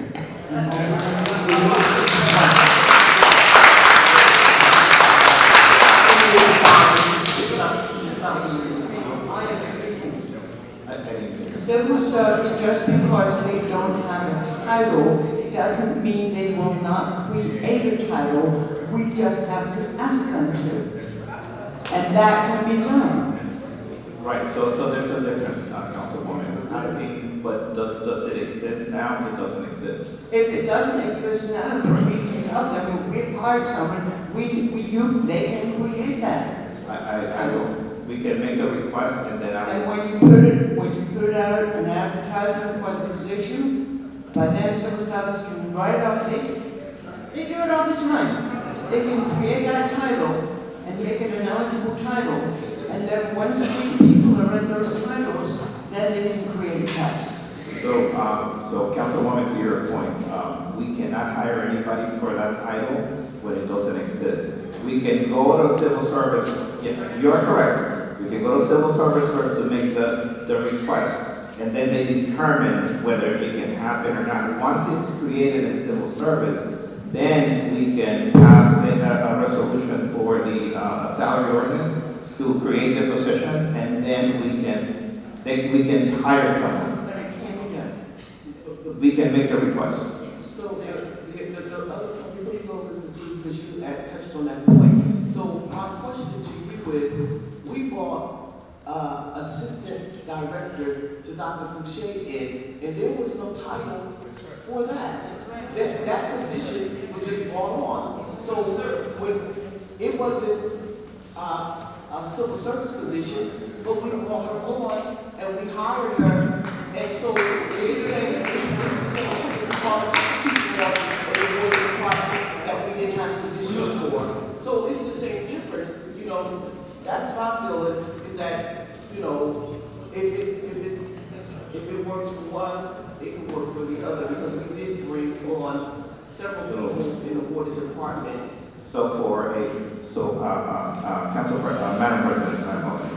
Madam President, in order for a CPA The CPA is, the purpose of a CPA is because they have a certification and they must certify things for the, whatever documents it is that they are certifying for the state.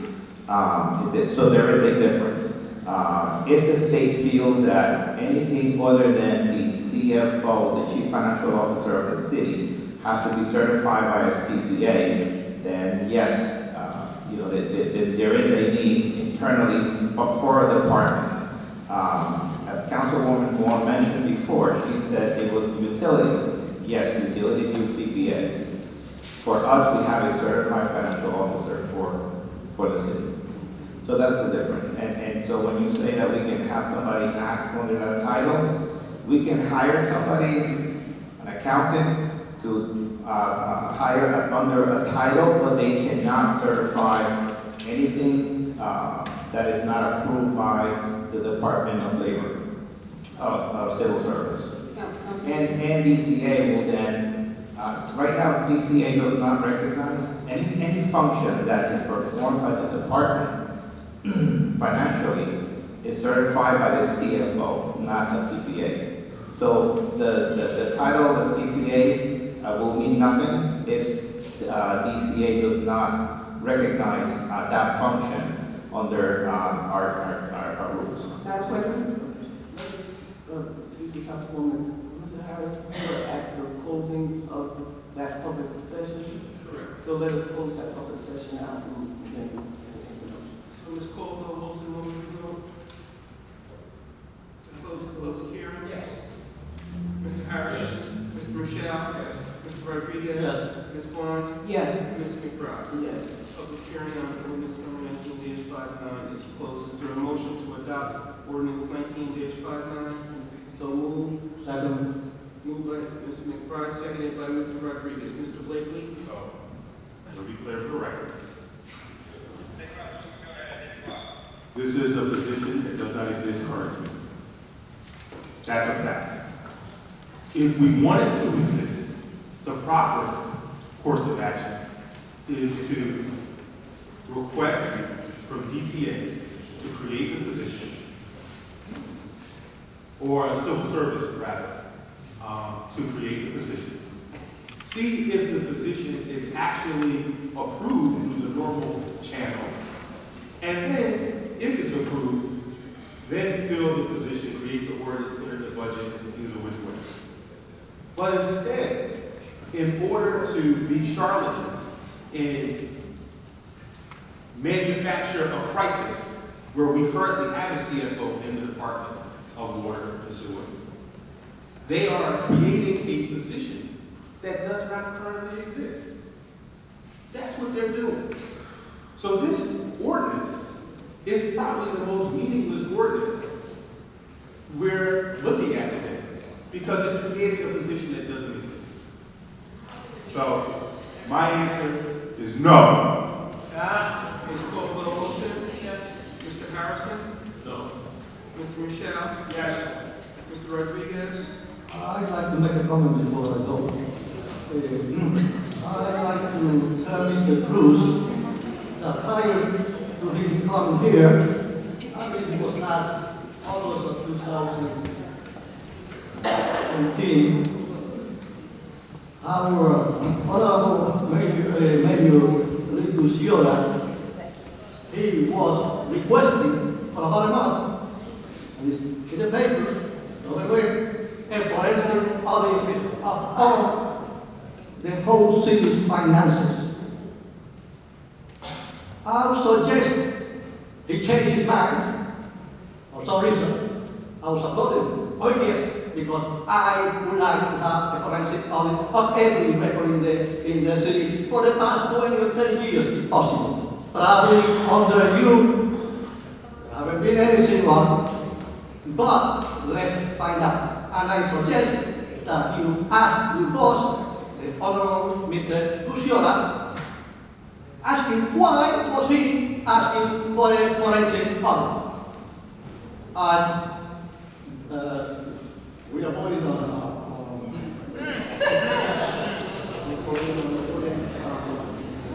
the ordinance. Yes, yes.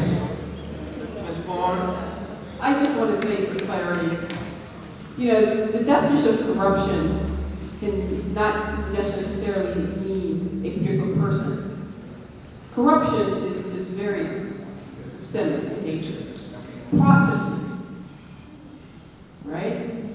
You're putting people, you're hiring people who are not qualified in certain positions. They can't certify, they can't do certain roles, which kind of can breed illegal activity, like money laundering, things of that nature. So I'm very surprised that the business administration would come to the podium and say that in municipalities, corruption breeds in local government.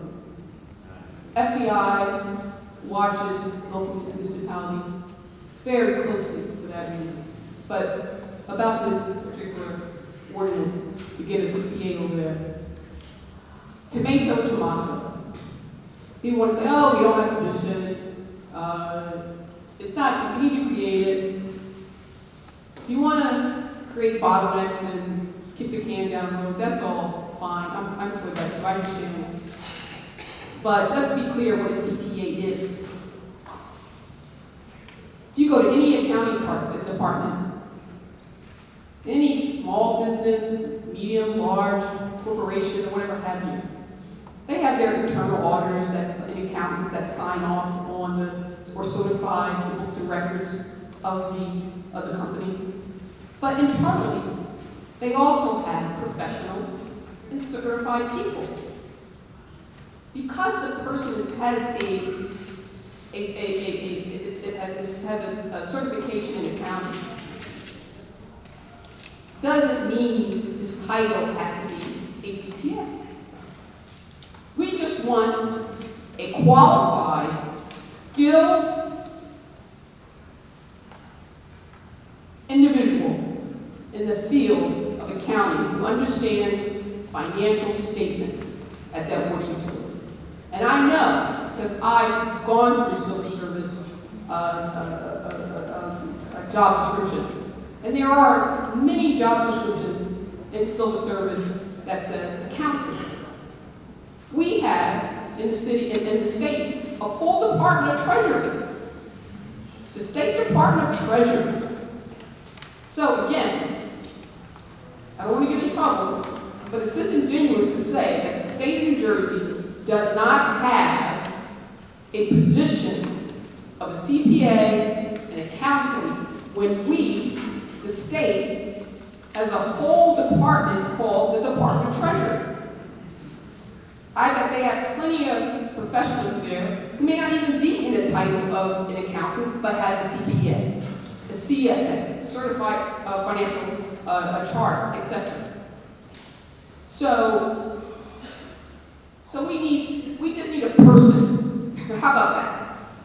We just need a person over at the water department who has this skill set and this expertise. Rather you want to call him a CPA, an accountant, a financial analyst, whatever.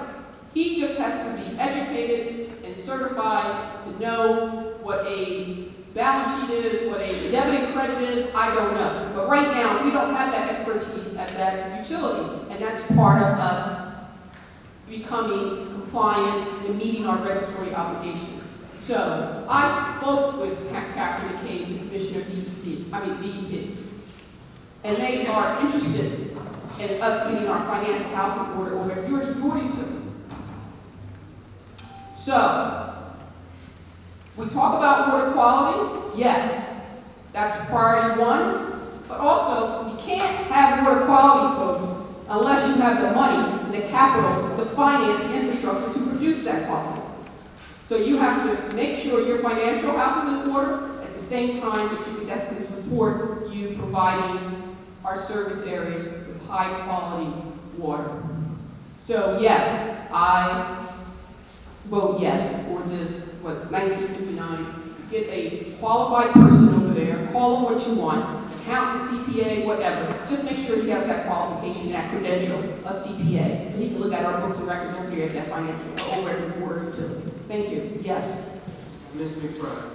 Yes, yes. Mr. Harris, I want to ask my colleagues to be very considerate of the fact that we have a lot of people here this evening that want to come up and give a public comment. So I would ask my colleagues if they could hold back their expressions and and so that we can get to the public, so we can allow the public to speak here this evening. The house is full, and there's a lot of people that want to say some things, and we need to hear what they have to say. So if my colleagues could just hold back some of their comments so that we can get to the public and hear what they have to say. So could you move forward, Mr. Harris, please? I have a comment I'd like to make real quick, just for the record. I'll be real quick. Could you move forward, Mr. Harris? President Bragg, I'll be really quick. Next I just want to say on the record, Could you move forward? I just want to say on the record that President Bragg, Mr. Harris, I'm could you asking move to forward? speak. I'm asking to speak. President Get Bragg. to the public comment on new business only. If anyone wishes to speak on any item that is on the docket listed as new business, please come to the podium, give your name and address for the record, and speak to new business items only.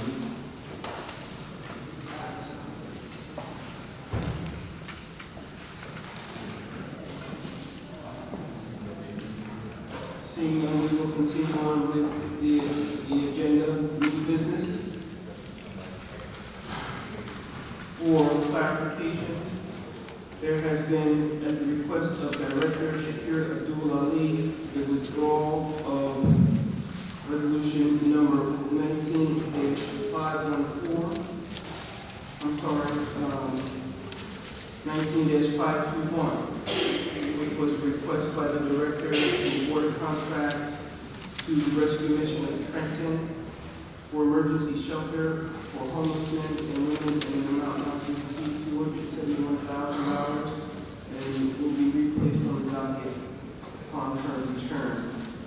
And at the request of the Department of Law, we are including in the consent agenda resolution number 19-452, which is a resolution consenting to the appointment of Christina M. Bryan, Esquire, to serve as Chief Municipal Prosecutor for the City of Trenton Law Department.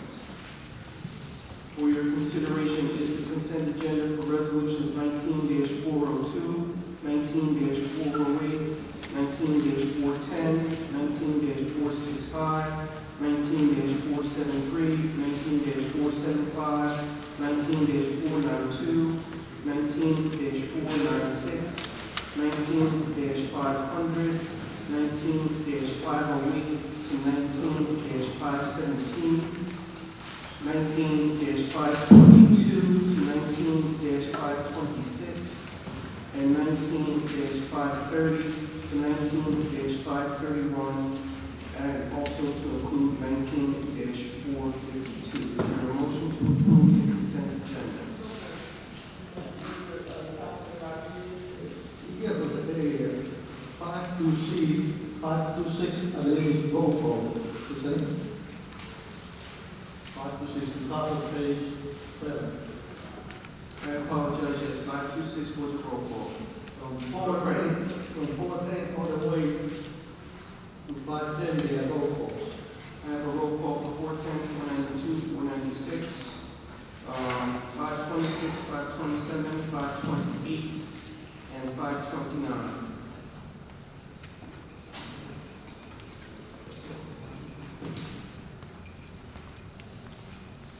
Did you want to include 500 in that as well?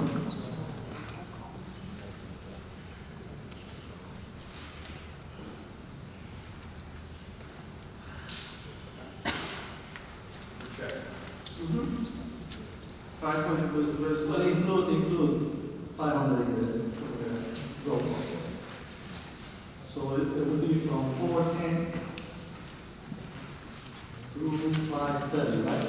Through, we can include 530 as well. 410 through 530.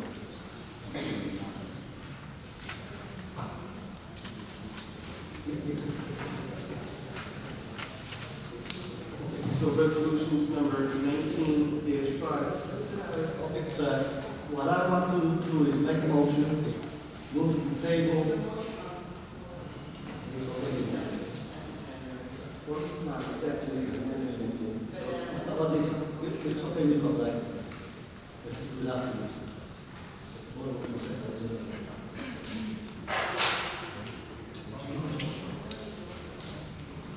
Right, the motion to approve the consent agenda was moved. Is there a second? Second. Seconded by Mr. Rodriguez. And again, to include the enumerated resolutions with the exception of number 500, 530, and, that was it, right? 500, 530, and 526 will be roll call. Mr. Blakely? So before, All the four emergency contracts, 526, 527, 528, and 529. Yes. so before I actually vote, I'm going to put something on the record really quickly, just so that everybody is on the same page as it relates to the facts. According to, well, let me go back to what Council President said about wanting to hear what you all have to say. In the beginning of our tenure, I introduced an ordinance to change the order of procedure for city council members. What I wanted to do was actually make the public comments first, so that rather than you all waiting for all of us to talk, you guys would be able to speak first. I was supported in that initiative by Councilman Santiago Rodriguez and Councilwoman Robin. They supported that. They thought that was a good idea to allow the people to speak first so that you're not waiting 2 or 3 hours to hear what we have to say. Now President McBride wants us to hurry up so that you all can talk. Well, I'll tell you who voted against that ordinance. Councilwoman March Caldwell Wilson. Councilman Joe Harrison. You see the light now. It was good. But he voted against it at the time. Council President Kathy McBride and Councilman George Michelle voted to make you wait to speak. That's a fact. You can check the record. My second point regarding this matter is that Council President McBride changed the rules of procedure so that on Tuesdays at our docket review meeting, you could only talk about the things on the docket. The same vote title. Councilwoman March Caldwell Wilson, Councilman George Michelle, Councilwoman Kathy McBride voted to stop the public from speaking on anything that they wanted to talk about on our docket review meetings. I just found out today that ordinance is illegal. It's illegal. According to the Senator Byron Bayer Open Public Meetings Act, and I'll quote for the record. This is section 910-412, meetings open to public. Except as provided by subsection B of this section, all meetings of public bodies shall be open to the public at all times. Nothing in this act shall be construed to limit the discretion of a public body to permit, prohibit, or regulate the active participation of the public at any meeting, except, I want you to listen to this, except that a municipal governing body and a board of education shall be required to set aside a portion of every meeting of the municipal governing body or board of education.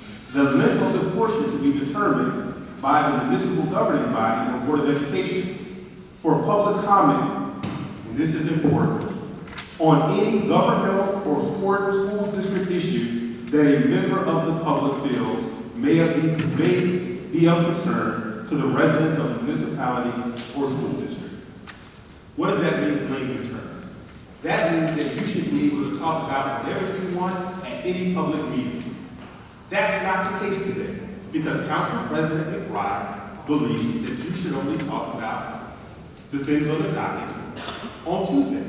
So the people that had something to say had to wait today as opposed to being able to speak on Tuesday. So those are two facts, and I want you to take with them as you will. It's Council President McBride that doesn't want you to talk first. It's Council President McBride who does not want you to talk on what you want to talk about on our Tuesday meetings. And so, that's a fact. Do with that as you will. You want to vote yes to consent agenda. Ms. Caldwell Wilson? Yes. Mr. Harrison? Yes. Mr. Michelle?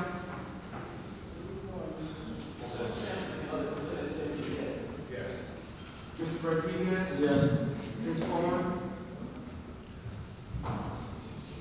Yes. Ms. McBride? Yes.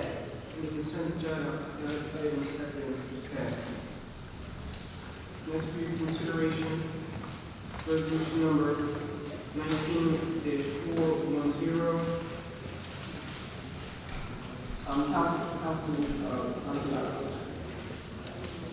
Yes, I move to table resolution 410,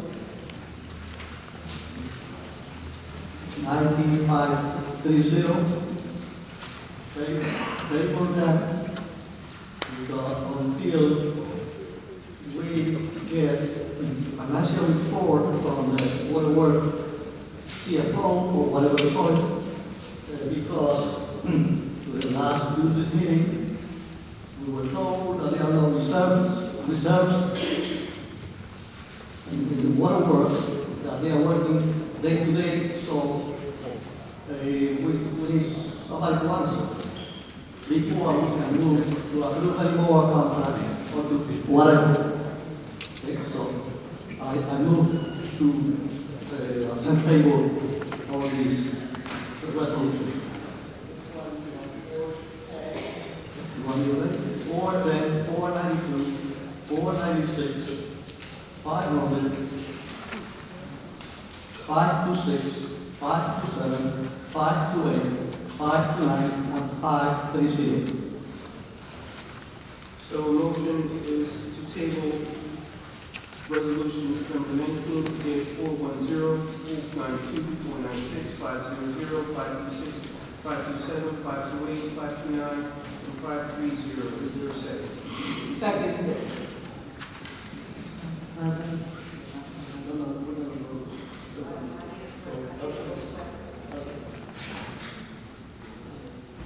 You ready for the vote? Yes, the Blakely. So let me say this. This tabling of this is grossly irresponsible. The fact of the matter is this is about public safety and ensuring that the water department runs efficiently. And so to table all of these ordinances for clearly specious grounds is just irresponsible. You look at some of these things, this is for work that's already been done. Are we going to be a city that doesn't pay our bills? Sewer repairs, various sewer repairs, upgrades, network cabling upgrade, preventative maintenance, all of these things, repairing the main pump station manifold piping. These are all things that are central to having clean water.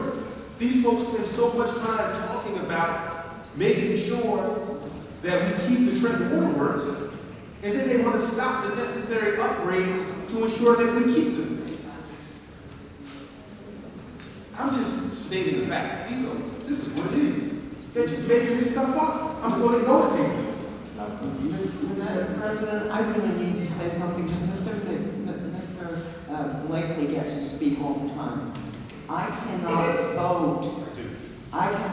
vote to pull all of these in a block, because some of these resolutions, these are bills that have to be paid. And Councilwoman, I do understand that, but Tuesday night, the assistant water director came up and told us that there was no surplus, that she was, if if the money comes into her right hand, it's spent out of her left hand, and that there is no money and no revenue that we're operating on. So I'm saying what the assistant water director stated. Would you please let me finish speaking?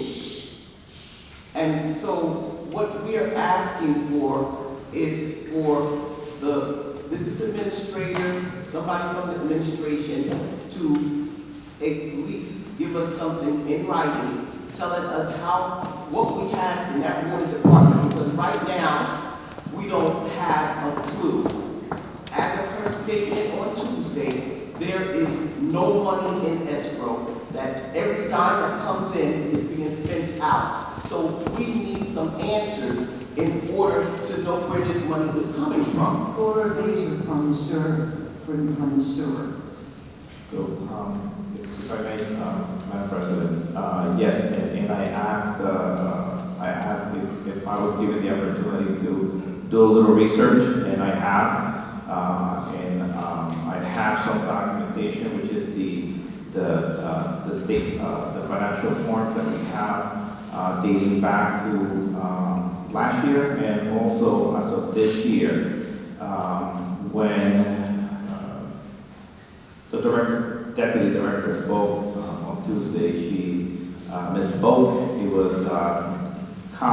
was statements that were not certified through our financial finance department. And I was actually shocked that she made those statements, because that was not what we had discussed with the director of finance just a few days before. So so on Tuesday I asked if I was given the opportunity to do a little research and come back to you. And what I have here is actually factual. It's not made up.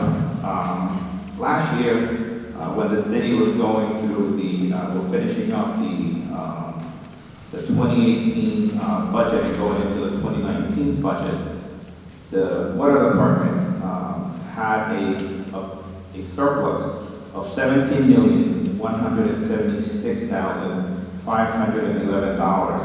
Most of that money was actually surplus that was generated for having on-field positions in the department. From July up until as of June of this year.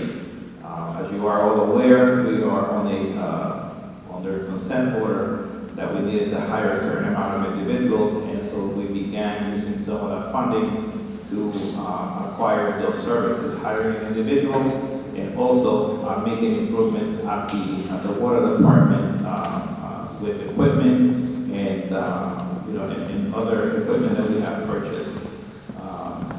Currently, the city has a surplus of, not the city, the water department has a surplus of $9,498,289.34. Yes, so when you look at the fund balance, it's $9,498,289.34. Excuse me, where are our copies of that? Sure, absolutely. I'll give it to the clerk, and the clerk can distribute it, or I can do that first thing in the morning.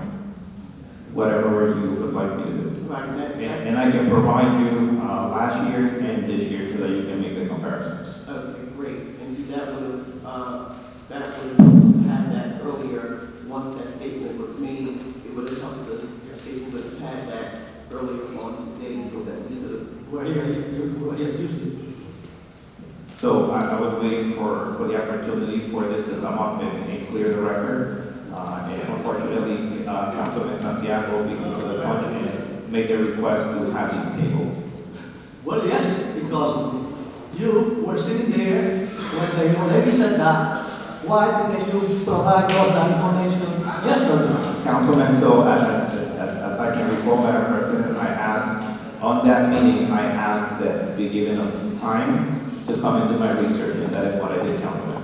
Yes, but there's no time because we have to vote on this.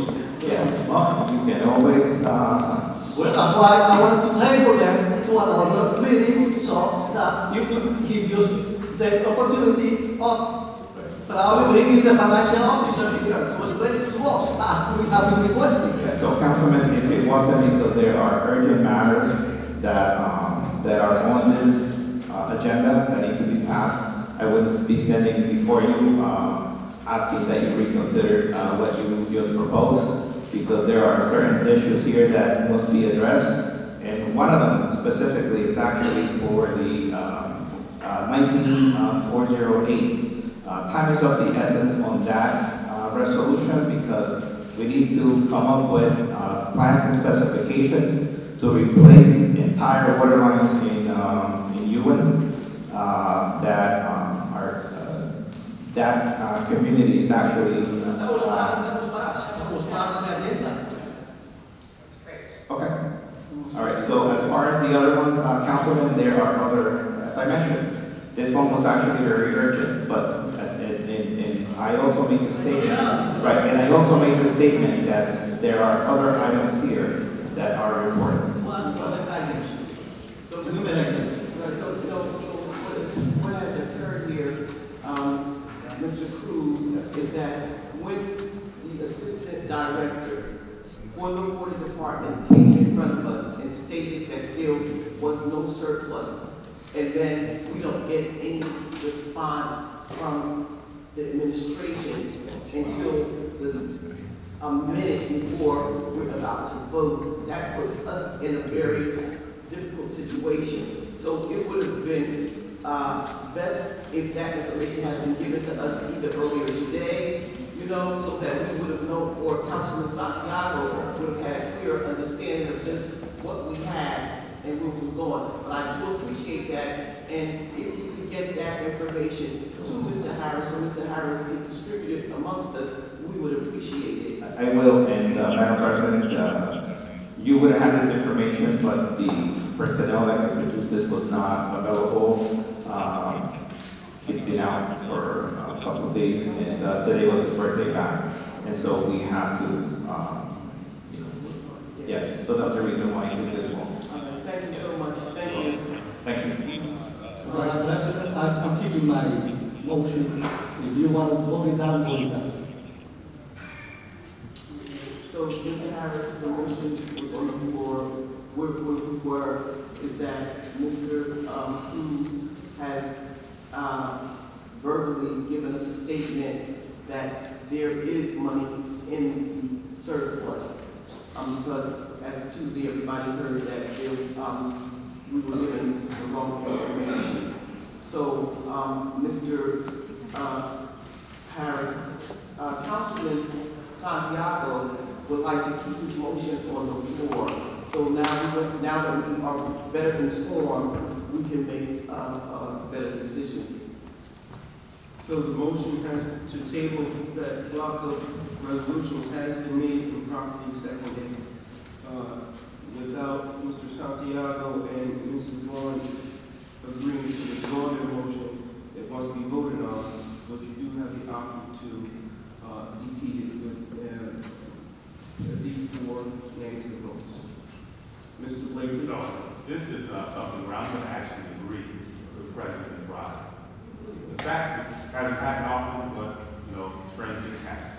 So the fact of the matter is this: why do we give incorrect information? Like, that's a pretty big deal. I had a very clear question when I asked this instance. Very clear. How much is the surplus? Mr. had a very clear question. And she was very, very nonchalant, very glib, and said, we don't have any surplus. Either we do have a surplus or we don't have a surplus. Why did she say something? I mean, there's a big gap between zero and $9 million. and $9 million. That's correct. I mean, what is either she was lying, which is a problem, or she didn't know, which is even bigger problem. I mean, this is why a director from every department should be at every single council meeting. So that when we have these questions, we can ask. Is there any representatives from the water department here? No, they're not. That's unacceptable. That's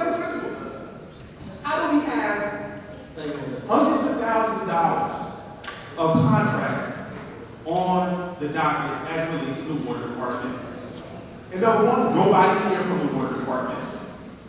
And we have senior employees in the water department telling us things that aren't true. So Councilman, to your point, Madam President, Thursdays is docket review. We make every director available for docket review on Thursday, and then on Tuesdays, every director was here, and as you are all aware, it is the working session where all the directors are required to be here for the directors that have anything on the agenda. And that is the time where the council gets to ask questions. On Thursday is the voting portion. We have questions now, and that's why it's important. This idea that directors are only going to be here on Tuesdays and we can only ask questions on Tuesday is something that I'm fundamentally opposed to. We are voting on hundreds of thousands of dollars, and you knew there were outstanding questions that Mr. Rodriguez asked this past Tuesday. There's still outstanding questions that haven't been answered. And we have hundreds of thousands of dollars. I think that the administration needs to do a better job of answering these questions and giving us correct answers. I mean, $0 and $9 million is a big difference. And for the information to be incorrect and not to have the person here to clarify their incorrect nature when we have 8, 9 resolutions on the floor spending hundreds of thousands of dollars is unacceptable. And so, to teach you all a lesson, I'm going to support Councilman Rodriguez's motion to table this. Because we would not have had to table it. We would not have had to table it. Listen, we got to get a lot tonight. This doesn't happen. But he's actually right. So I'm voting yes. I'm going to table it. So I guess there's no question to answer. Go right ahead. Continue with the vote, Mr. Harris. No. Mr. Harrison? No. Mr. Michelle? Yes. Mr. Rodriguez? Yes. Ms. Vaughn? Yes. Ms. McBride? Yes. And motion to table has passed. Yes, Mr. Harris, I would just like to say to the administration, what I would like to say to the administration is this. I believe that you should get back with us as soon as you possibly can when matters like this are presented. Because I asked for a forensic audit, which when we got our revenue report for December, the revenue report said that we had $44 million in escrow. And then the revenue report broke down that the municipality, Trenton, contributes $17 million, and the outside municipalities contribute $27 million. And she stood here and said, you don't have anything in surplus, and if it comes in today in this hand, I spend it out on Tuesday in this hand. So we were talking about $44 million in escrow. That's what we thought we were talking about, and $44 million coming in, which is a net gross of $88 million. And when you tell me we don't have any of that, now I want to know what happened. And that's why I said a forensic audit would be the best thing to do, because it will straighten out and answer all of the unanswered questions. And so we have to just try to do a little better than that. And I believe that, we can talk, we can have a conversation tomorrow, and the next council meeting, we can put these back on once we clear this up. Thank you so much. Thank you, Mr. Harris. Can we move on?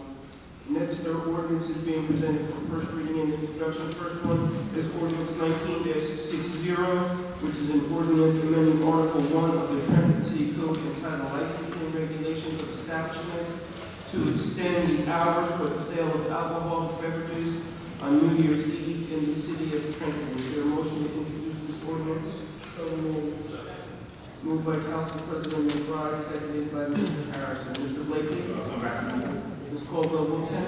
Mr. Harrison? Mr. Michelle? Mr. Rodriguez? Yes. Ms. Vaughn? Yes. Mr. Blakely? Yes. Ms. McBride? Question. When we extend these hours to these establishments for New Year's Eve, what type of security will be put in place for these establishments that are going to be open for these extended hours or for the summer alcohol? What type of security? The establishment that desires to take advantage of this exception will be required to produce a contract with a certified security agency to provide security guards. I believe the number is one security guard for every 50 patrons that the establishment will hold.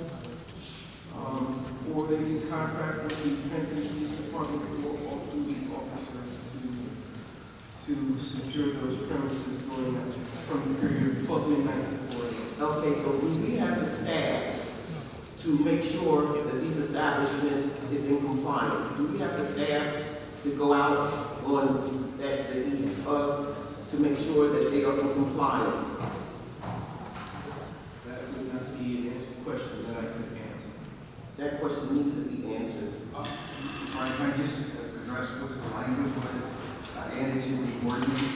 What it says is that they have to register their intent to extend the hours with this officer of the city clerk prior to December 15th, and provide the executed contract for a certified security agency. Mr. Harris is correct, and then we have an enforcement provision by the Trenton Police Department, the Trenton ABC officer. So I think that the language of the ordinance gives the clerk the right to terminate this if there are insufficient enforcement means available. I'm clear, Mr. Harris, so you have a responsibility to make sure that those applications are in. Is that going to be your responsibility as far as the security? Yes, when they come to register, they need to produce a contract. If that is not part of their application process, they will not be granted an extension, and that will be communicated to the police department and the police officer accordingly. Thank you. Answer my answer to that. My vote is yes. So ordinance 19-60 has been properly introduced and approved on its first reading and require a public hearing and second reading to be held on October the 3rd. Next for your consideration is ordinance 19-61, which is an ordinance to ensure the city of Trenton's compliance with PL 2017, Chapter 183, which is an act requiring local government units to certify compliance with certain federal hiring requirements when filing annual budgets and amending New Jersey statutes annotated 4A:4-5 and Public Law 2014, Chapter 32, which is an act concerning certain employment rights of persons with criminal records and supplementing Title 34 of the revised statutes 1-9 NJSA 34:6B-11 to NJSA 34:6B-19 and 10. I have a question. Go right ahead. Thank you, President. Mr. Morelli, I noticed that your signature is not on the ordinance. Why not? Let me check. This is 1961? Yes.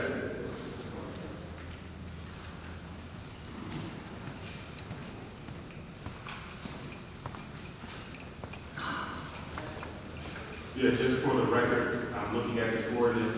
It does not have the signature of the city attorney approving as to its form and legality. So I'm inquiring why he has not signed it. Could be an oversight. It could be an oversight, Mr. Blakely, because if I refuse to sign because of an issue, I usually put it in writing, and I don't recall putting an issue in writing on this one. And I try to be clear if I do indicate a reason for not signing. And I don't recall feeling there was any issue with this particular ordinance, quite honestly. Okay. I have a question for the author of the ordinance, just so that I can be clear about its intention. How necessarily does this ordinance ensure the city of Trenton's compliance with the act requiring local government units to certify compliance? Like, what exactly is the utility of this ordinance in short? I don't know this ordinance can ensure anything. And I'm not being flippant, I really want to know what exactly does this ordinance give city power to do that it already doesn't have, that it already doesn't have the power to do now. I don't understand your question. Okay, let me frame it another way. The title of the ordinance is Ordinance to Ensure the City of Trenton's Compliance with the act that you're outlining here. What exactly about the ordinance ensures the City of Trenton's compliance? I don't understand what the ordinance. It's a federal law that supports that ensures that our city is complying with federal law around giving our citizens and residents of the municipality who has been incarcerated the right to seek employment without inhibition and aggressive background checks. It's been proven throughout our country that when individuals have been released from incarceration, that they've been discriminated against. So this is a federal law, and we're just adopting it in our city to give our citizens who are re-entering society the confidence that our city supports them and we will not discriminate against their prior convictions.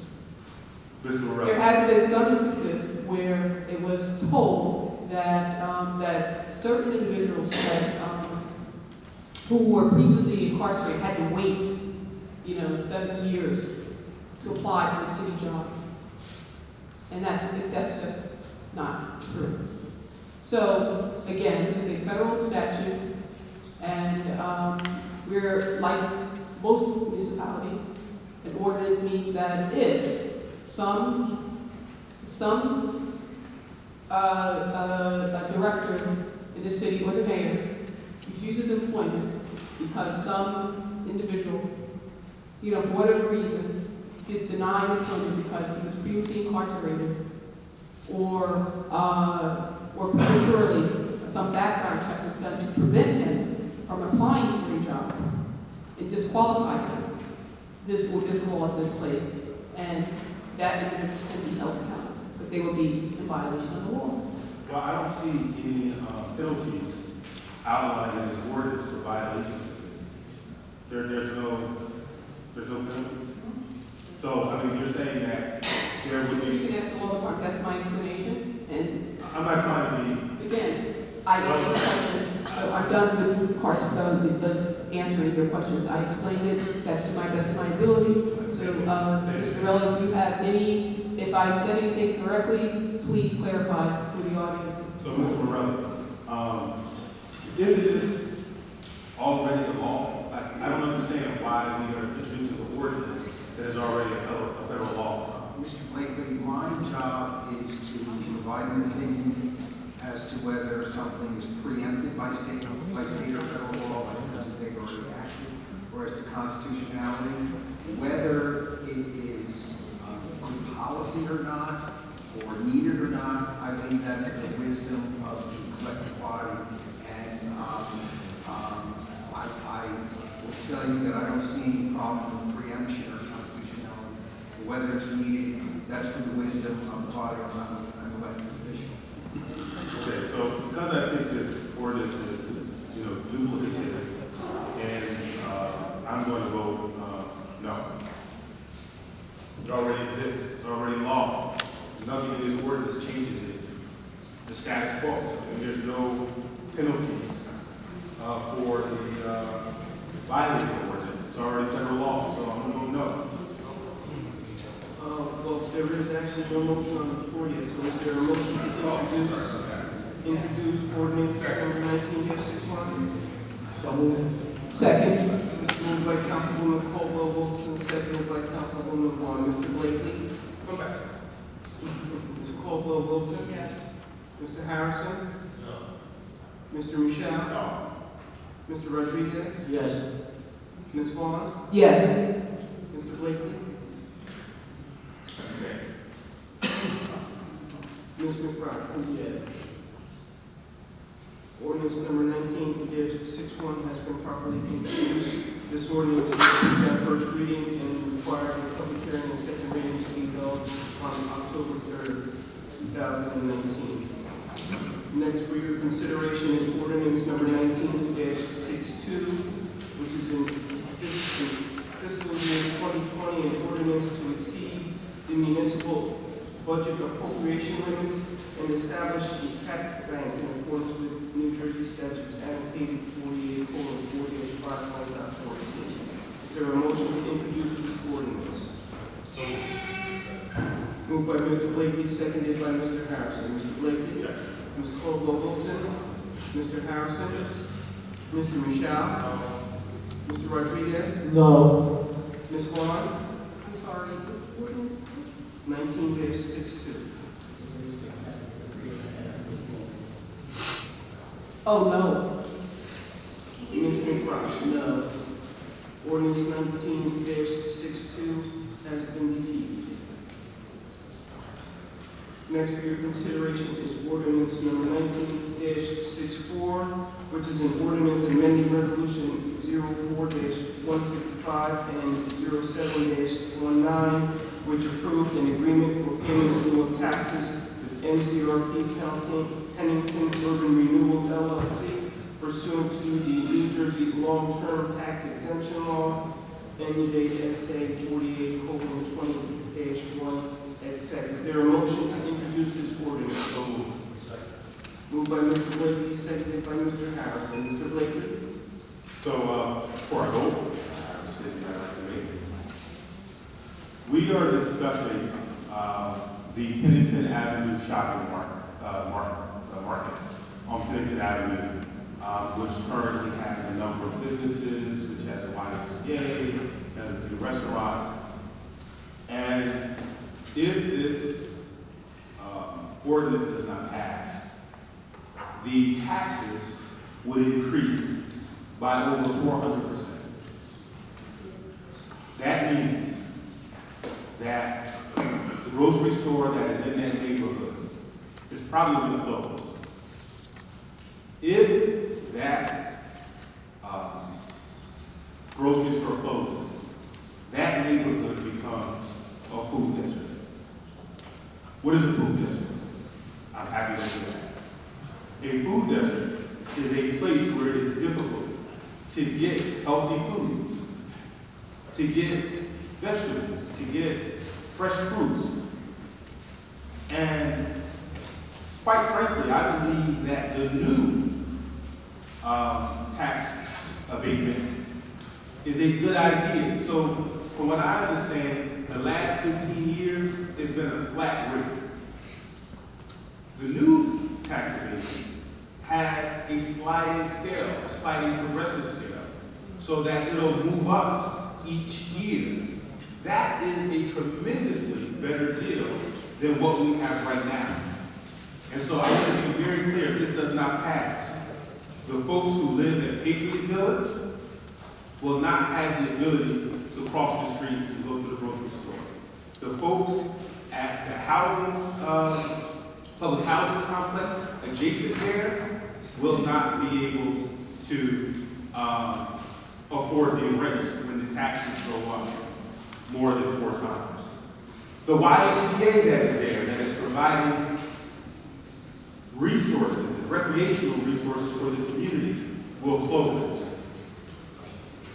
That building on Pennington Avenue used to be empty. And because of the tax abatement, that whole area has been revitalized. Across the street, Patriot Village has been redeveloped. The YMCA next door has been redeveloped. The public housing next door has been redeveloped. And there's a grocery store in that community where there was not one for years. Right now, Trenton has 3 grocery stores. And if we don't approve this abatement, we'll be down to 2. And the West Ward, which is the most populous ward in the city, will not have a grocery store if we do not pass this abatement. And so I want to be clear that the people who voted against this are literally closing a grocery store. The building will be empty. Just imagine all of the progress that this particular shopping center has had on the Tennessee Avenue corridor will be lost. And so for that reason, I'm voting yes. Madam Chair, I'd like to make a statement. Go right ahead. So, oh my God, the sky is falling, the sky is falling. This is what I hear every single night. So I want to just make a statement to all the business owners in the city of Trenton, small business owners, that don't have a pilot. Their taxes, when they did the tax reevaluation, myself and Councilman Michelle had a meeting with the business owners. They were in a panic because their taxes doubled and tripled. And those folks that had pilots, nothing happened. Their taxes didn't increase. They were still paying the pilot. And there was a big outcry. So I'm not, when they tried to get Senator Tarselli a pilot, there was a big outcry from the businesses. And then, last year, we increased the taxes again. So we have businesses in the city of Trenton that are barely making ends meet. And nobody says anything about the people that they had to lay off. Nobody says anything about them having to try and make their business work and stay in the city of Trenton. But I will, because we have to fight for all of the businesses. And so this company, and I'm not opposed to pilots. We had a pilot for 15 years, and the way the pilot is now being revised is the appropriate way to do it. It should be done that way in the first place. And I don't know when that pilot went into place for like 200 years before me coming on council. So, you know, to say that, to threaten this body and scare the people in the city of Trenton to say that if this pilot is not approved, the Y is going to close down, the grocery store is going to close down, 78 people are going to lose their jobs. I haven't seen any figures to show me that. And I'm really concerned about the small business owners and the residents that have had to pay these constant increases in taxes. And now the city wanted us to pass the cap tonight to increase the cap so that they don't have to get approval if they want to raise taxes more than 2%. They can raise it to 3.5%. So but that burden, again, will fall on the folks that don't have a pilot. That burden will fall on the homeowners that can barely pay their taxes. Some of them went into foreclosure already. So they can't even afford to come to the Pennington market and purchase. So, you know, my cry to the administration is, you know, I may be willing to support this, but I'm saying is at the time that we started paying attention to the hardships that we are causing our small businesses and our residents who pay taxes in the city of Trenton. Because they can't keep constantly getting tax increases. And then the sky is falling when a business says they can't afford to pay the taxes. You've got to give them another 15-year pilot or tax exemption. That's 30 years.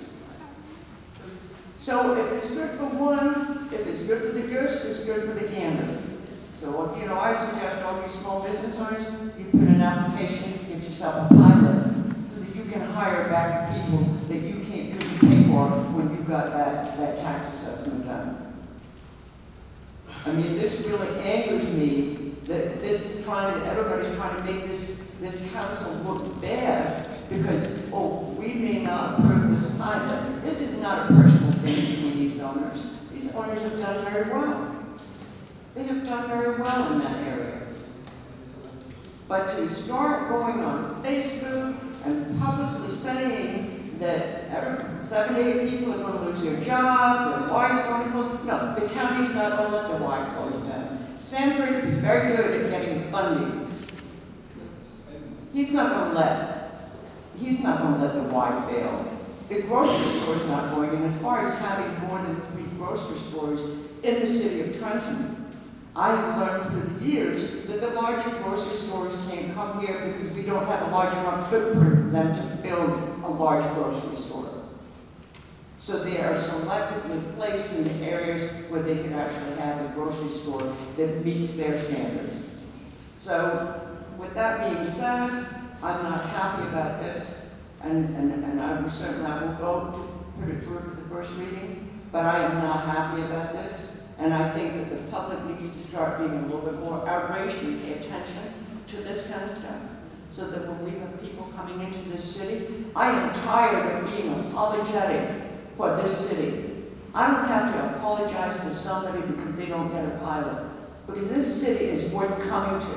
And the properties in this city are cheaper than any other city around in the tri-state area. And people want to come here and develop. And the more people we get in here to develop, the more we're going to raise our revenues, and the more we will never do that. We constantly do taxes. We are now setting a standard that everybody that has a pilot, when we approve this, everybody that has a pilot, come on back with your pilots up, and we will renew it for you. Thank you. I'm voting to do this. Mr. Harrison? Yes. Mr. Michelle? Everybody wants a pilot. And like Mark said, I'm a small business person. I couldn't obtain a pilot.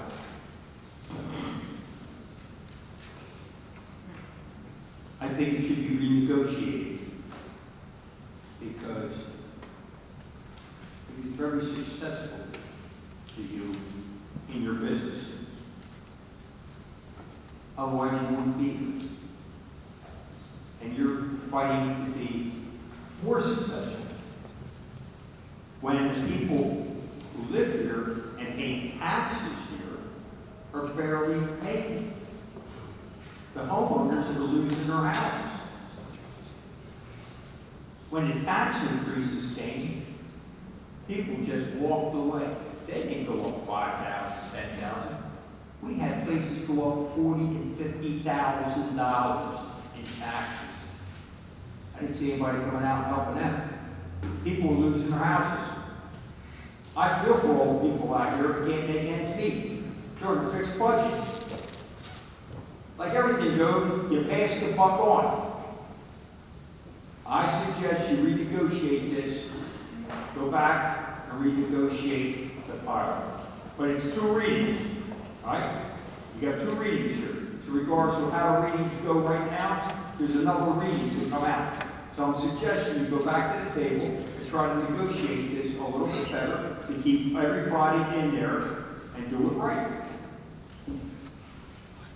I vote no. Mr. Rodriguez? No. Ms. Vaughn? The West Ward is my ward, and I spoke about this on Tuesday. Everybody, every individual, small business, medium-sized business, corporation, every entity in the city, our city is a fiscally distressed city. Our tax rules, we have to do better. Everybody has to pay their fair share. And having said that, we are trying nationally as well, statewide. The state of New Jersey, you all know, has some of the highest tax rates in the country. And I totally, very eloquent in her statements. I concur with Councilwoman Mark with everything she said. Everybody has to contribute. It's unfair for people to get pilots. And mind you, these pilots are not just, they were very, very generous pilots. Very generous. And unfortunately, many times, the city of Trenton, we've been our own worst enemies. We haven't asked for anything in return in a lot of these pilots. 15 years as the entity, what have they given back? And then you want to give them another 15 years? And you think they're going to, right now, I don't see anything in the contract that says they're going to give us something back. We've been very generous. What is the owners of the Pennington Shopping Village are going to give back? If we give up, we continue to give them a reduction in their tax rate, a generous reduction, and we don't ask for any community givebacks for the next, to renew, they have 15 years, now they're going to renew another 15 years, that's going to be a total of 30 years. Now, we all know what a 30-year mortgage is, right?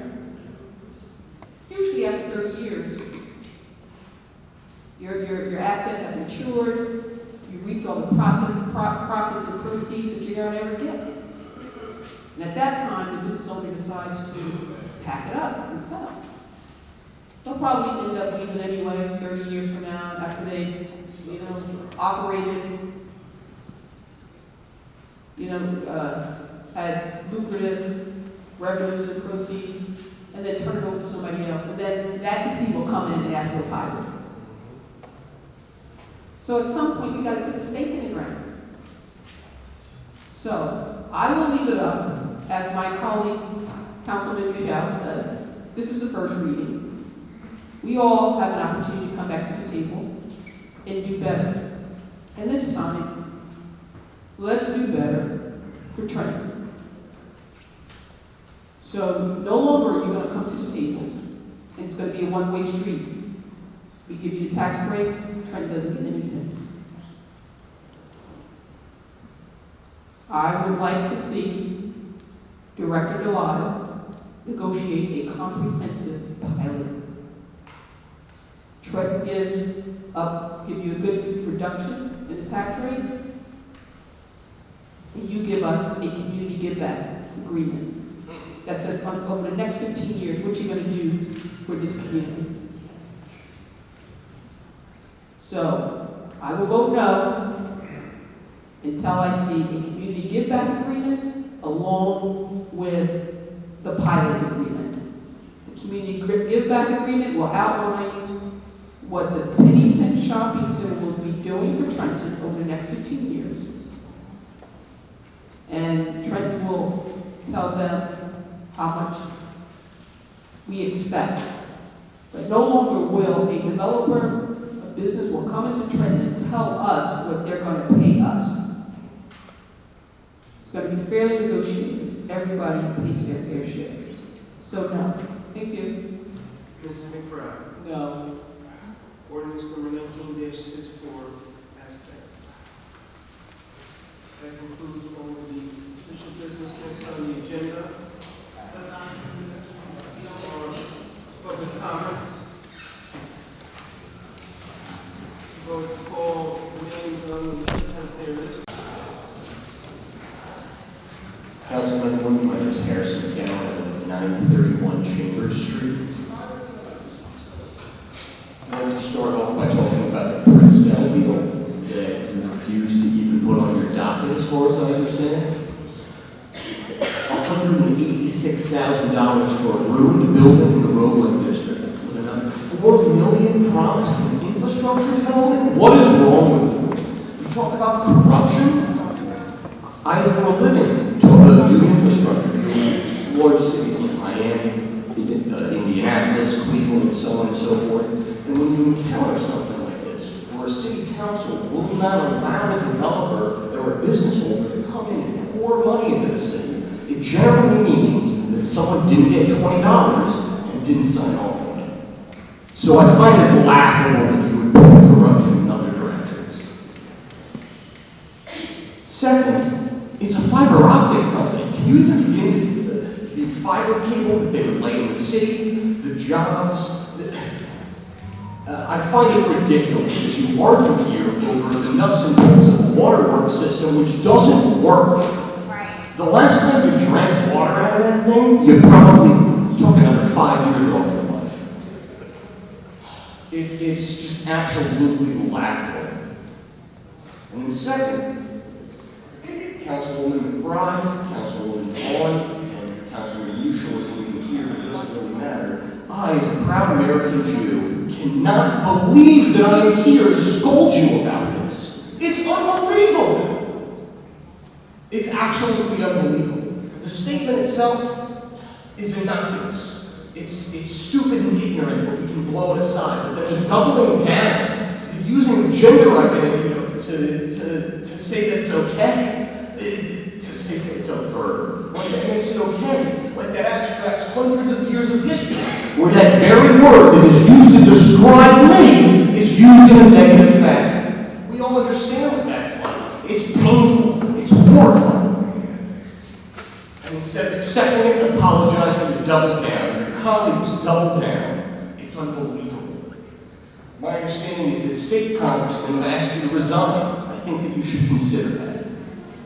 Your actions on the Princedale deal show me that you're not interested in the economic well-being of this city. You spit in the face of those that would come here and pour money into the city. You want to make sure that the money used for construction stays in the city? Make sure they hire Trenton people. Make sure they hire Trentonians to help build Trenton. Don't spit in the face of it. Don't even look at it. Unbelievable. I'm a Trenton resident and I'm consistently ashamed.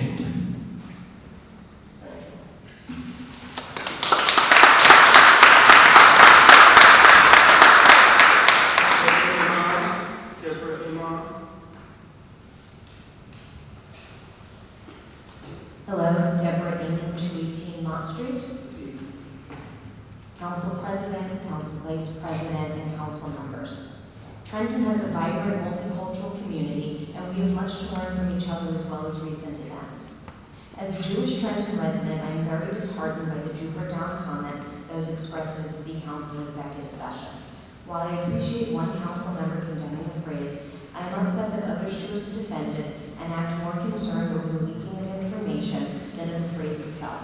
These are not the actions of leaders. These are the actions of people ignorant of what true leadership is. True leaders would have been respectful to those telling them something that was said was offensive. They would have apologized right away, not waiting until this drew national attention. Council members are elected by residents to represent us and act as ambassadors to the city of Trenton. How can they encourage people to want to move to Trenton or open a new business when not only does the council member use a hateful religious stereotype, but other council members double down on it and act more concerned about the verdict? Why would people want to move or locate a business here when some members of city leadership display such ignorance and lack of desire to immediately take responsibility and learn from the mistakes made? As representatives of Trenton residents and ambassadors to the city itself, council members are held to a higher standard than the general public. How can residents have faith in city council when some of them do not hold themselves to that higher standard? How can residents have faith in the city council when some council members show themselves to be unwilling to be educated about why certain phrases are ethnic slurs? How can residents have faith in city council when they do not admit their mistakes and own up to them in a timely fashion? How can residents have faith in the city of Trenton when our leaders show themselves undeserving of our trust? I know city leadership can do better, and it must. Thank you.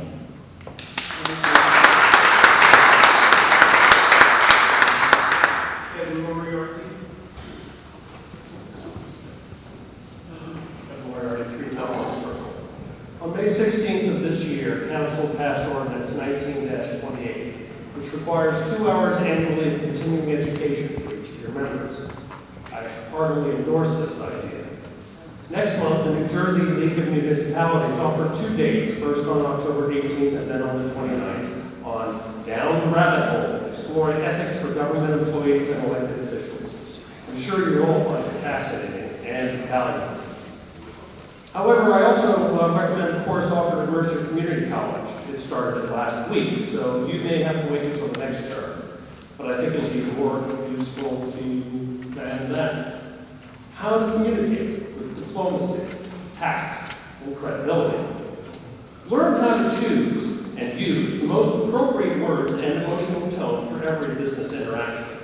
You will gain insights into your communication style and the styles of others, while building skills to clearly and effectively receive and transmit information, ideas, thoughts, feelings, and needs.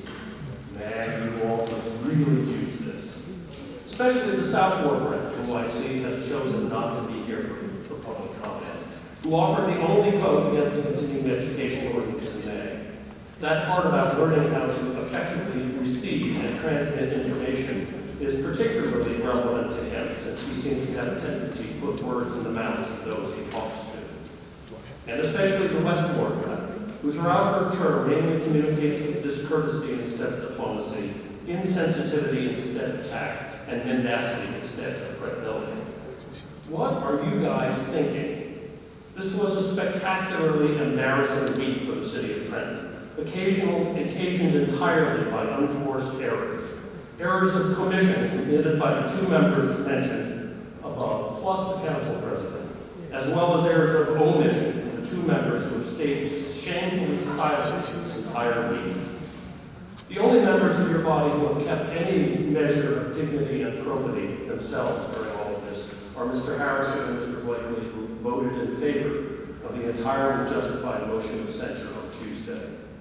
It is disgraceful that during the first part of this week, the offending members either said nothing at all in response to the public outrage or brazenly defended their positions, insulting those online who disagreed with them.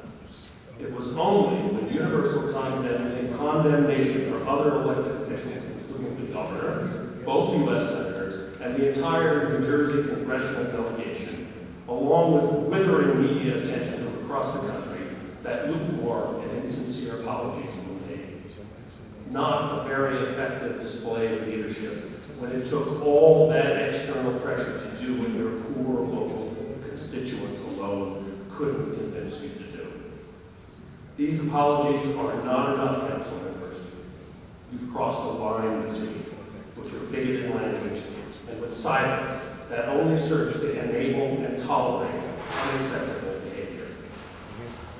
These apologies aren't enough, council members, because we don't know, as a citizen wrote to the editor of the Trentonian, what you say about us in private when you are so intemperate in public.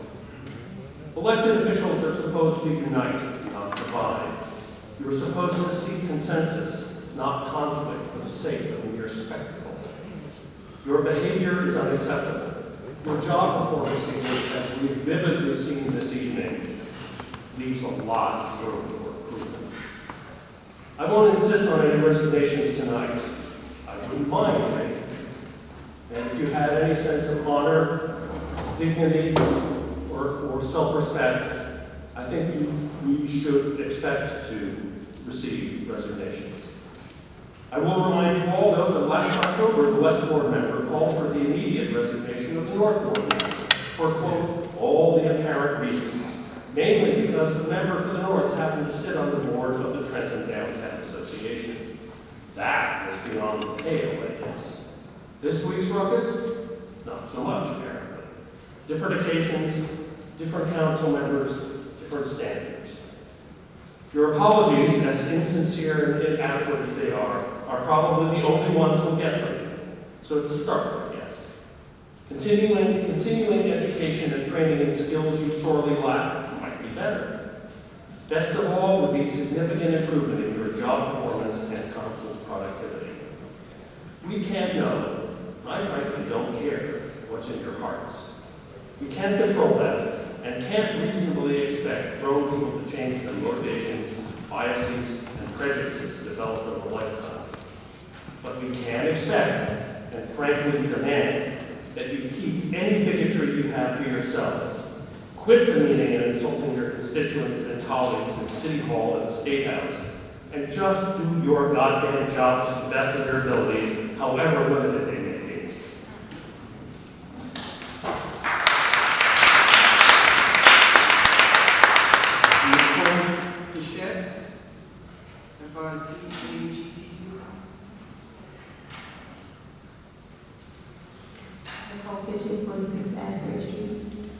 First, I'm going to start off by saying, President Council, Councilman, and Councilor, this is the first meeting I've ever been to, so I didn't know what to expect when I got here. I actually came to speak up for my Jersey people. Jersey people, we're trying to get buildings in the city, but being here has opened my eyes to so much more, and some of the issues that are really going on here in Trenton. the water and other things. But I guess what kind of struck me most is the way the board conducted themselves. I was raised by my grandmother. Respect was always the key thing. And some of the displays that I've seen here today would just make my grandmother turn over in her grave. And the reason why we're trying to obtain this building for these children is to teach them that respect, because that is what's missing from this city now. And it's hard to stand up here, I'm sorry, I'm getting no emotional, and go through the things that I've witnessed today. We talked about water, we talked about a lot of other things in this city, but there's so much more missing. And a lot of that was displayed here today with the lack of respect, the name calling, just so many other elements that I could speak upon. And I just hope that this council and this city strives to be better than what we represented here today. And that's all I have to say.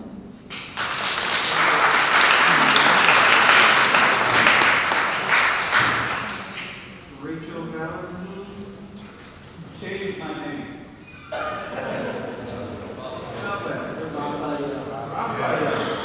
Thank you. Okay. All right, so we have some laughter. That's good. Good energy. Good evening. I'm Rafael Valentin. I'm here on behalf of the Latino Merchants Association, 100 Division Street. It's been a long, interesting evening.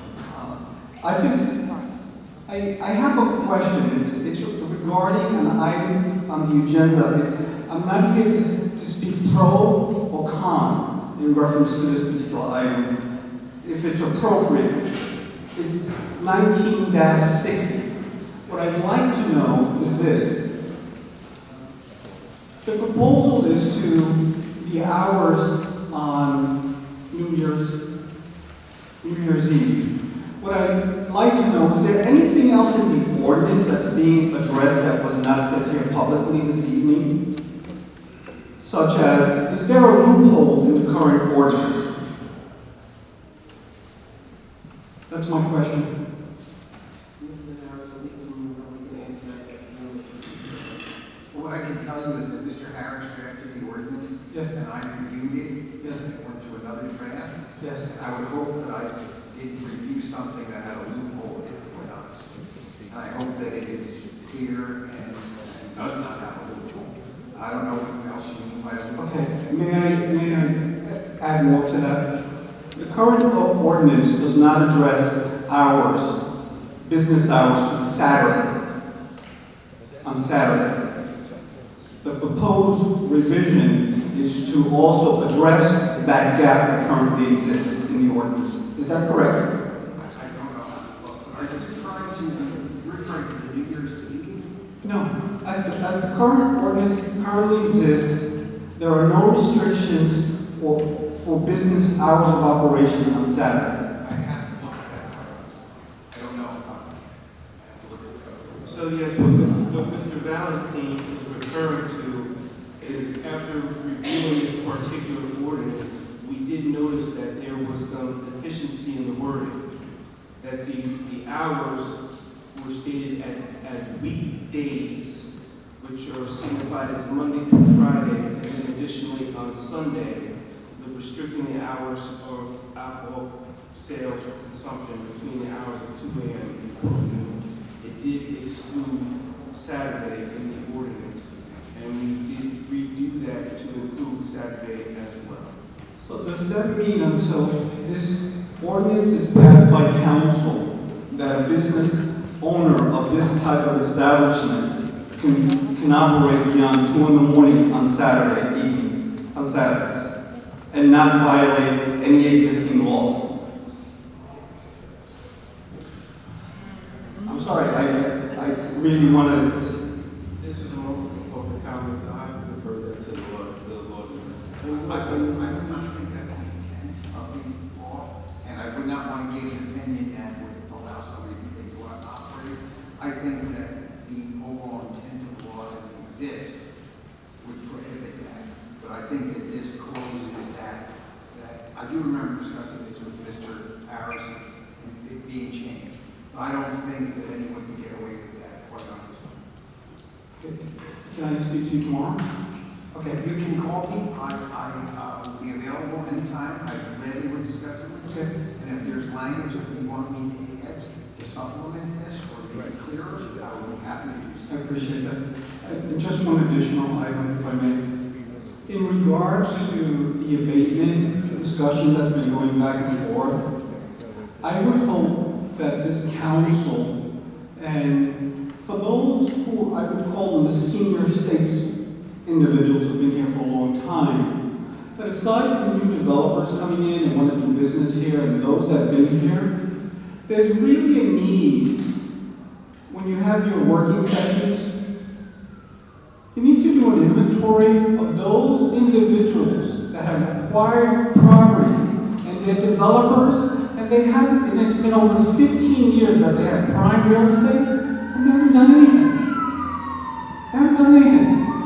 They have acquired these properties, they signed agreements, they are paying their property taxes, but the council also needs to make them accountable. Please, if you can look into that, really would appreciate it.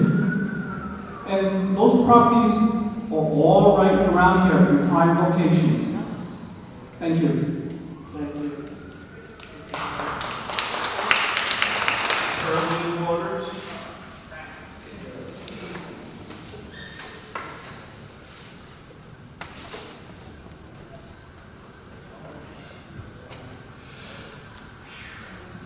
Good evening. My name is Gloria Waters. I'm a resident of 59 Turrell Avenue here in the city of Trenton. I'm just overwhelmed by this meeting tonight. I still want to thank City Council for looking out for the best interest of those of us who are here in Trenton. We decide to stay here in Trenton and looking out for our best interests, not the interests of Trenton, how it relates to this global respect. With that being said, if I can take some of your time, bear with me. I'd like to share my heart with you in regard to the presentation on Tuesday, the Trenton TOD, Transient Orient Development. My concern is as it relates to nearby neighborhoods. Have those neighborhoods and how have those neighborhoods that's nearby, namely Thompson Street, Walnut and Chestnut Avenue, and Monmouth Street, East State Street, namely the 500 block, been addressed that we benefit from and our neighborhoods get redeveloped as this transient orient development. I understand all of the work that was done with the Trenton 250. I participated in that myself. So my question is, when and the council person that should be sitting here, I think that's very rude when council people get up and leave. Perhaps I'd like to interject that maybe we should have a break, like a quarter, let's recess for a couple of minutes. But anyway, to the East Ward council person and the North Ward council person, because as a Turrell Avenue resident, I live in the North Ward and I work in the East Ward. And to Mr. Ben DeLano, the new housing director, I would like to know when is redevelopment plans for Walnut Avenue going to be discussed. I would also like to know if you, not you personally per se, but you, the city of Trenton, would ask KCG, the developer who has plans, and from what I understand, they have been approved by the planning board, to consider their 30 units to be built on the corner of Walnut and Chestnut Avenues as opposed to renovating the Cook schools into a said project. I have been in attendance in the East Ward CPAC meeting, so I'm very well as to what goes on. To you, Mr. Harrison, thank you for coming back, because I would like to know, you and your colleagues, what shared vision, what do you all have in common? What makes y'all see yourselves as one? What I see is the two young men are always in opposition to the wisdom. And then it seems like the three women work together, and then the two young don't. But I had met with you, Mr. Harrison, and I'm still waiting to hear from you. And so I'm just going to share my vision with you amongst your colleagues. And my vision is this. I wanted to know the neighborhoods at Chambers, East State, and Lincoln Avenue.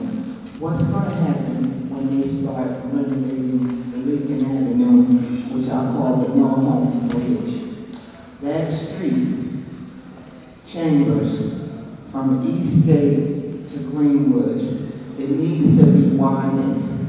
What are you going to do with those houses that are down there? Perhaps I would suggest you could ask KCG to make an investment there where it would really have an impact. The other neighborhood I want to know, what is your vision for? Thompson Street. When you spoke of, not you per se, but when it was presented, the Trenton TLD, I did not hear what is going to be done in terms of sound areas along where the trains run on East State Street. I live at the end of Antico Square, which is off of Turl Avenue, and I want to thank you all for approving for us to get moving with that cleanup so that redevelopment can happen. And if I may interject, since the fire chief is in the house, I would like to ask if you could make sure that the fire hydrant on the corner of Prime and Antico Square, there's a weed there that's now a tree. And as I'm driving down Antico Square to go up Prime so that I can come to North Clinton Avenue, I can't see the cars that are coming down Prime to come down Antico Square. Now that school is in session, there are big yellow buses riding through there. So I would ask you, Councilwoman Marge Caldwell Wilson,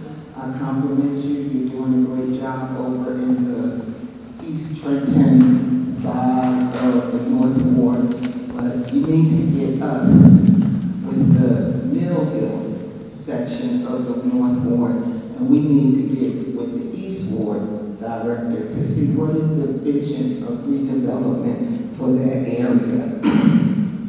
Namely, to you, East Ward Councilman, I want to compliment you on the cleaning you have been doing. So I would like for you to add to your list to clean up Thompson Street and the property that used to be Crossley Machine Company on Monmouth Street. If you can do something with those houses there and clean that area up and get us some sound barriers so that we don't have to hear that already loud train noise, since you're going to be doing such with your new amended Trenton TLD plan, which is coming about from all of the work that has already been done with the Trenton 250 plan. Excuse me, I'm overwhelmed, it's just too much. So, with all of that being said, also, back to the city of Trenton and what you're doing. I'm not here to complain. I'm just trying to share my vision with you, trying to find out what the seven of you are compassionate about. What do the seven of you have in common? And if I'm miscounting, please don't nobody go there. Like she said, the seven and it was 8 people sitting there.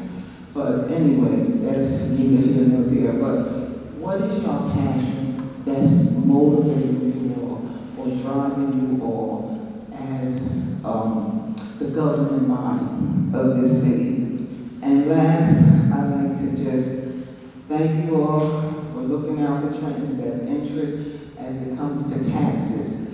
I am not very well versed in trying to express this, but I just learned about 3 months ago that Mercer County is very wealthy as it relates to this United States of America.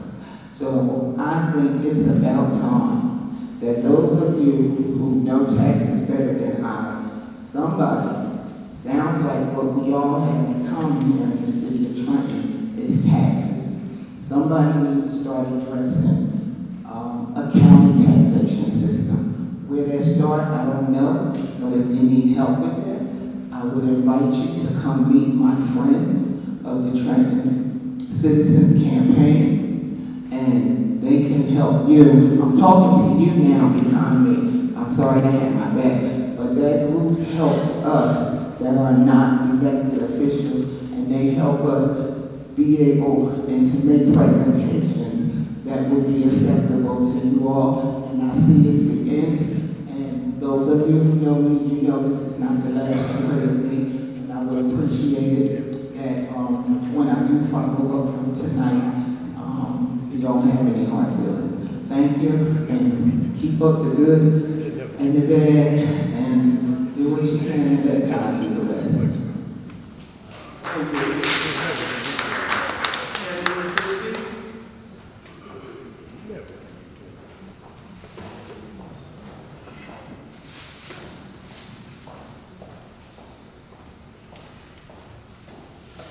Good evening, Council. Samuel Frisbee, 10 John Circle, Trenton, New Jersey. I wanted to just stop by, because I know we're talking about pilots, and let me be very clear, Councilman Caldwell Wilson, I am very good at raising funds. That's one of the things that I do in order to make sure that we can serve the children and the families and the seniors of this particular community. But that does not by any means mean that we are wealthy as an organization. We struggle just like any other organizations. I applaud the council for at least doing due diligence and trying to make sure that you are taking care of Trenton when you look at pilots. But when you look at pilots, you also have to look at the communities that they line in. Like Ms. Carlene just said that she just found out that Mercer County was very wealthy. Well, I could have told you that because I put it up on Facebook about 4 years ago when they did the economically distressed communities. And Trenton ranked second in terms of being economically segregated in the rest of the country. So when you look at the wealth around us, there's a lot of wealth around us, but not a lot of wealth in our city. 28,000 households in the city of Trenton, at least, I believe it's 47% of those households live on $35,000 or less. That's a challenge. And so when you start looking at the community that we are trying to serve, it is challenging. I know that in the area that, in the shopping center that was vacant for 5 years before we moved into it. The space right next door to us has now been vacant for 6 months or maybe a little bit more. Although Trenton can be a place where people want to come and start their businesses, right now it is not the only place. And when you look at the rates across the county, I can get a better deal in Ewing or in Lawrence if I decided to move my business there. We chose to stay here. We want to be here because we want to serve the people of this particular community. And so when you start looking at this pilot, it's very important that you begin to look at how it's going to impact the small businesses that are there. Yes, there are other small businesses that would love pilots, but that is a conglomeration of small businesses that depend on the landlord to make sure that their rates are tenable. And so if we're depending on the landlord to make sure that happens, and he does not get that pilot, then that automatically forces him to say, I've got to do something in order to get the rent that I need in order to pay my taxes. And so that would be very, very challenging. When you look at the West Fork in our particular community, you think about it. I drive around this county, I drive around the state. I look at the Dunkin' Donuts, it's right there on Kennington Avenue. You want to talk about businesses that want to be here. They want to be there. But that business does not stay open past 6 o'clock in the evening. Why? Because they don't have the amount of people rushing through their doors in order to be able to stay open. You go to every other Dunkin' Donuts in this city, not just outside the city, Every other Dunkin' Donuts in this city is open until like 9 o'clock. That one closes at 6 o'clock. When you look at the businesses and what we're dealing with, you talk about nonprofits, we are the only nonprofit that is in there, and we appreciate the fact that the landlords were able to reduce that rate for us. But that was... You mentioned you were a freeholder? You were a freeholder? Did you mention that too? I didn't, because I would not do that, because I'm here in my capacity as the CEO of the YMCA. Right? So, but everybody knows I'm a freeholder. Yeah, they do. But when you look at the people that we actually serve, we serve hundreds and thousands of people in this city. The summer camp that went on across the street, hundreds of kids in summer camp. Seniors, 60 seniors that come to our facility in that shopping center weekly that are working and getting help. When you talk about food deserts, he is exactly correct. So when you talk about the fact that there are only 3 supermarkets in the city of Trenton that serves 84,000 people, but you look at Ewing, which has 2 supermarkets for 44,000 people, it's a very different prospect. We need to make sure that that business is viable. You have to protect the assets of the city. That is important. But you also have to make sure that you protect the assets of those people that are trying to do business here. When you look at the people that we serve, out of all the children that we serve, 90% of the children at the YMCA are on some type of state subsidy. That's the only way that we can serve them. And when you look at the fact that the minimum wage is just raised, yet the state has not raised the subsidy for the families that we actually serve, that puts us at an even bigger disadvantage to be able to serve those children and those families. I want you to think about those things as you move to that second reading, because it's important that we do that work and that we do it well. I appreciate your time. Thank you.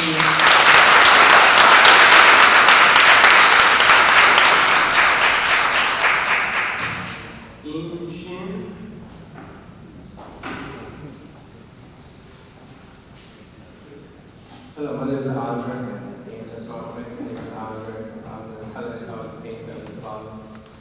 I was there since they built the buildings since 1994, I believe. We are on the first talent of the building. When I was there, it was all plaza was empty. So in 1-2 years, nobody came in with us work very suffer about it, the whole business. So what I did was I went to the people in the house one by one, handle flat by one in a couple of 2 years, and then people started to show up, and the supermarket show up, and other business show up too. And we were also our support. Okay, the Trenton was located right front of Oakland Street. At that time, 2004, that time was the area where the power they were killed, the homeless, everyone passing by over here. Still these days, a lot of people passing by over that and still dangerous. And when I was doing business with my father, he got attacked somebody from the back door trying to throw the trash. And last year, one of my friends from Trenton got shot. And Trenton is actually I donate a lot of churches at the elementary schools and I support them a lot. It's 15 years term is passed right now. So if you guys increase taxes, they will kill us because these days business, everything depends on internet, Amazon, everything, Oracle, everywhere. So it's not like it used to be. If there is no internet, then we're fine. But there is internet right now, so we can really do the same as business in 2004. Right now, it's almost you could talk about everything's there. So really increase the taxes, it's going to really kill us. Thank you. Thank you. Amani Malvasio. Amani Malvasio, M-L-V-S-I-O. Caitlin Fair.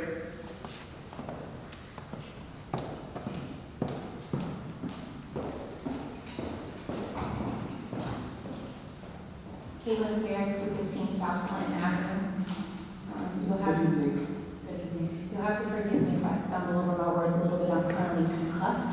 So I'm going to do my best to read this small print while I suffer from concussion. Due to the nature of my work schedule, I'm usually beholden to Facebook as a means to air my grievances. However, I have become so concerned with the state of council over the past several months that I felt it imperative to bring my frustrations to you directly. I supervise an intensive outpatient group therapy program for kids and adolescents here in the city of Trenton. Daily, I interact with young people who are suffering the consequences of living in a community where there is abject poverty, a lack of resources, and constant violence. One of the things that we focus heavily on in our program is the power of accountability. We teach our kids that nothing can be accomplished when we are not accountable for the roles that we play in the ongoing issues that plague us. This concept holds true for all people in all areas of life. That being said, I am gravely troubled by what seems to be a complete lack of accountability for members of this council. You all have been entrusted with the privilege of representing the people of this city. And in my heart, I want to believe that each of you has the best interests of the city and all of your constituents in mind. Yet over the course of the last several months, and for some of you years, there have been many situations that have arisen which cause me to question whether or not this is in fact the case. From election fraud to demonstrations of violence and physical aggression inside council chambers, shutting down access to quality potential jobs for residents, to threatening the livelihood of city workers. I can't help but to wonder if some of you have lost sight of what it truly means to be a public servant. Most recently, I have been deeply troubled by the use and subsequent defense of a figure of speech that is by definition ethnically offensive by members of this council.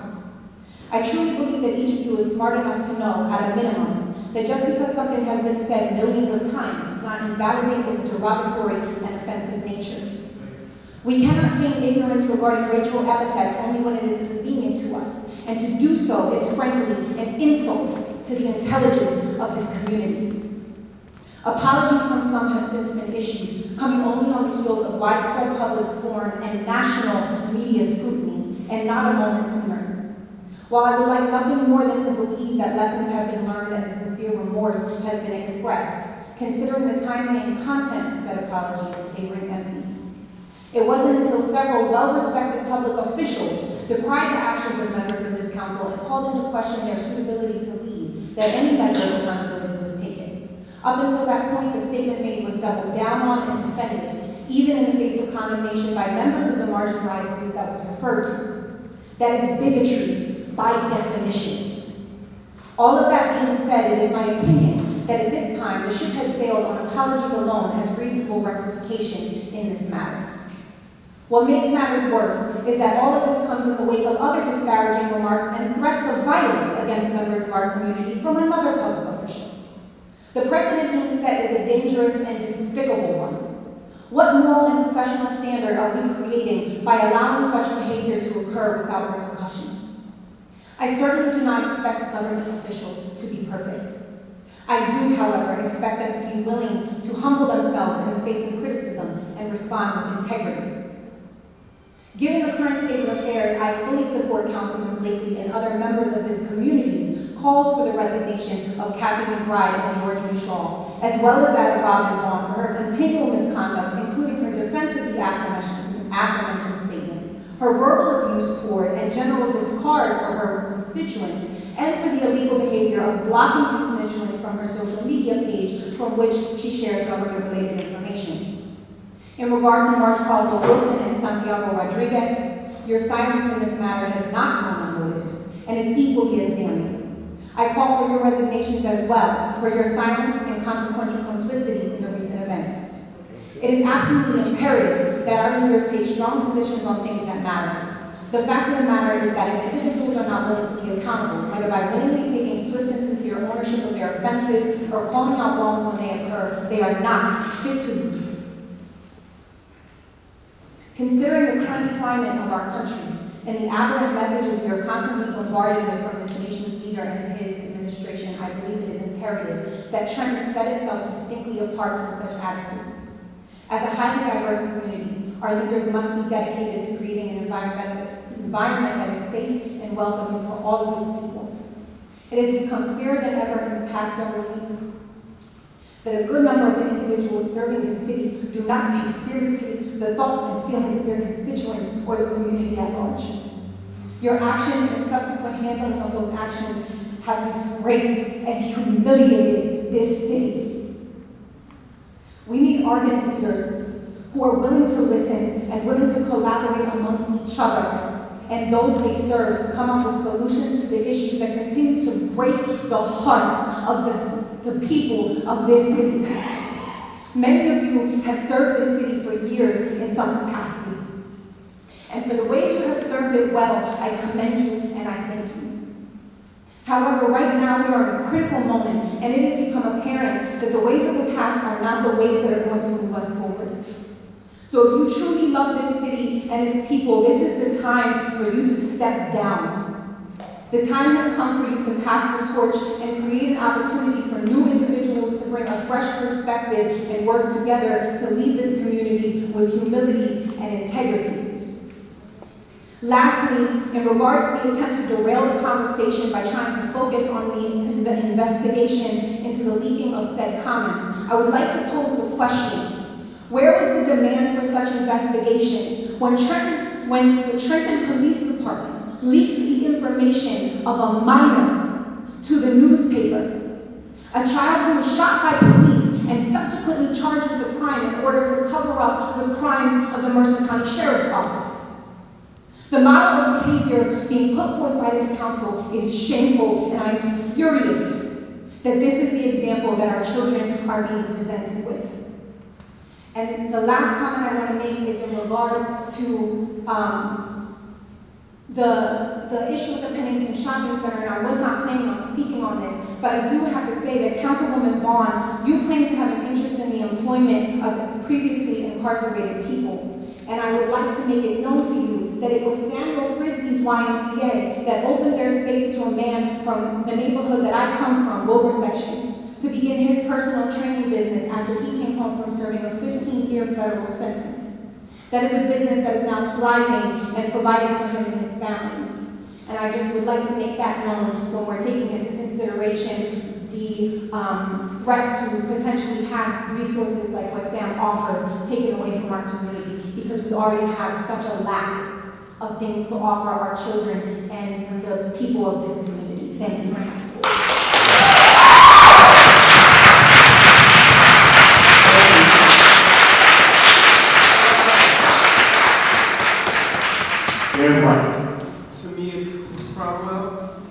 Tamia Cromwell.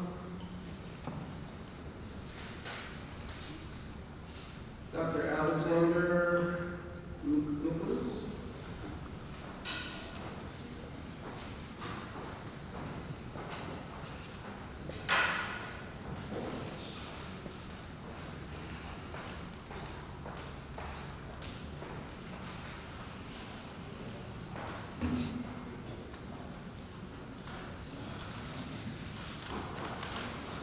Hi, good night. It's been a long night.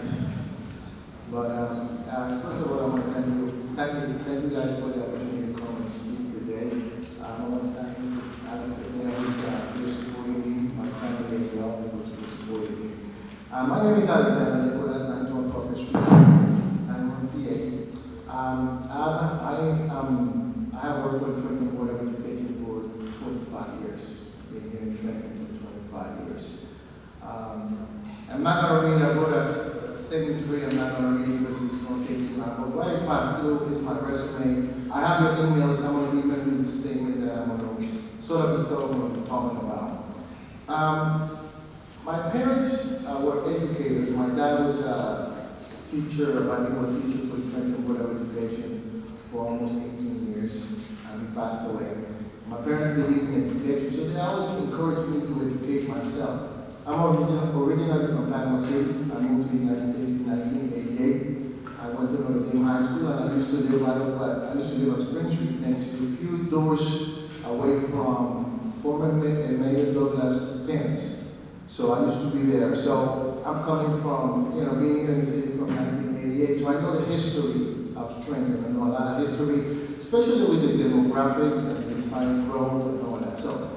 But moving forward, my parents believed in education, and I never thought that I was going to be an educator. high school, move on to college. And during that period of time, I started substituting for the district, starting to work for the district. And my parents encouraged me to go, get my bachelor's degree, get a master's degree from the College of New Jersey, and I got my doctorate from Capella University. But in that period of time, I have stayed, I decided to, serve Trenton because I believe that, this city has gone through so many changes and in a way is growing. I know Councilman George, he has his heart for his city. He's still, a council and Councilman woman Marge Cadwell. So I have a long history here in Trenton. But what I want to get to is the following. Okay, I have been discriminated throughout the Trenton Board of Education. Okay, and we talk about discrimination, and to be honest, discrimination is a reality. Okay, no matter how we look at it, how we put it forward, we're living in the 21st century. We just had, a few years ago, we had our first Afro-American president, so we should be thinking about, we have passed through those stages, ages. But I've been discriminated throughout the Trenton Board of Education. Since 2007, and I've served in every capacity. I've been an adjunct professor for Mercy County Community. I've served as teacher leader, facilitator, one of the learning communities here in Trenton. And I'm talking about a period of 25 years. Okay, not just 1 year, not because I just got here. I've seen the transition of 3-4 superintendents that come hired from the outside. Okay. Because we feel that they're going to do better. Some of them come, they get a doctorate, and they leave. And we get stuck with all the problems, okay? I already got my doctorate. I already have all the certificates, supervisor, superintendent certificate, principal certificate, and on top of that, I got 2 other state certificates. So throughout the whole process, and because of the whole situation, I decided, I said, I'm going to, educate myself because there was always some excuse. And throughout the period of time, I came to city, council here and there. I spoke to a couple of the mayors, no reaction. One of my things is, and aside from that, I was a pastor for the city of Trenton for 20 years out of Spanish congregation. So I was very involved with the community, very involved with the city, very involved with doing what we're supposed to do to really help move the city forward. But one thing I've noticed, and I want to mention this, and I hope that you take this in a positive way. Over everything that has happened to me, and every individual that I've talked in, and maybe going to board members, I will be honest. I have not found an individual or person that will stand up for what's right.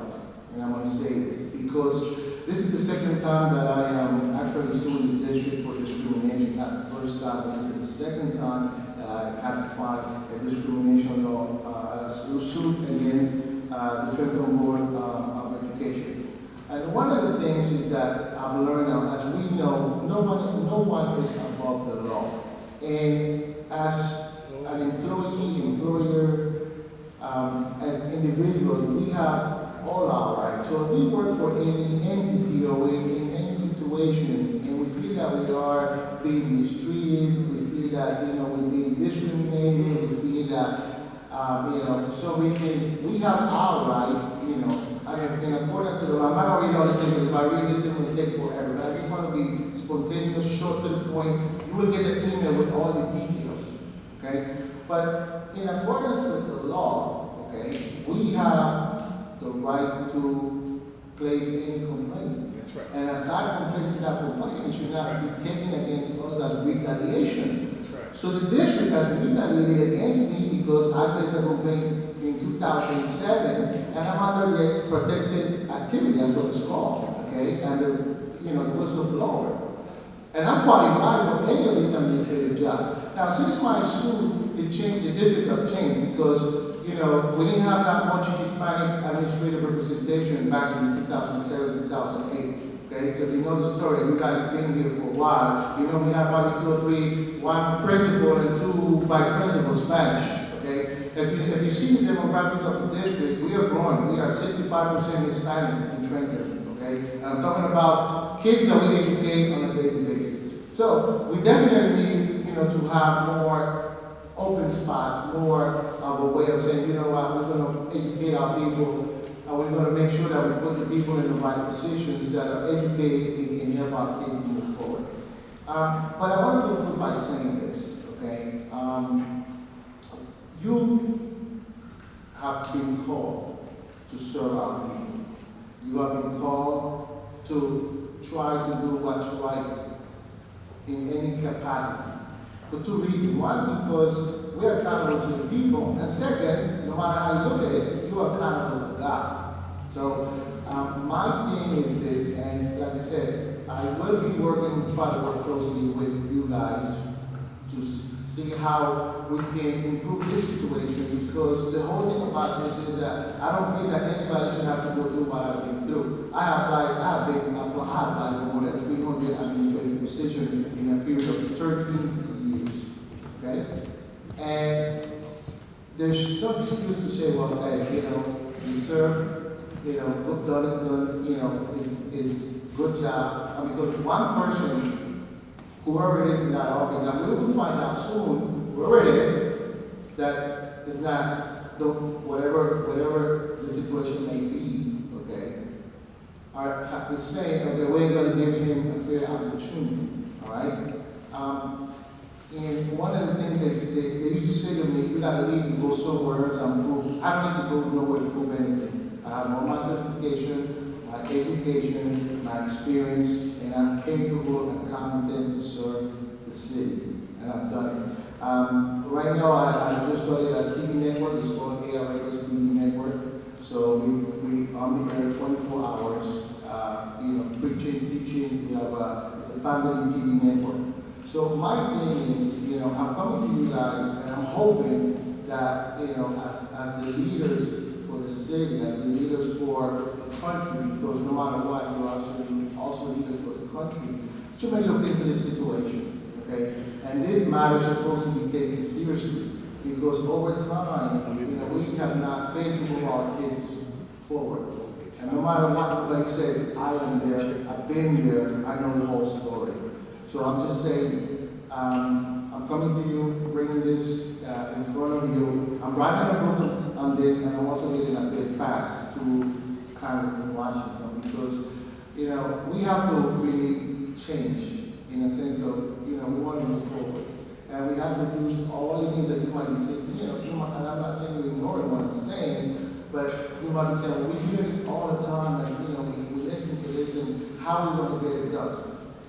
The thing is all about loving where you are, having a heart for serving the people, and that's really going to help, create a change. So like I said, I'll email you this information, and I will, stay in touch with you guys. Thank you. All in favor?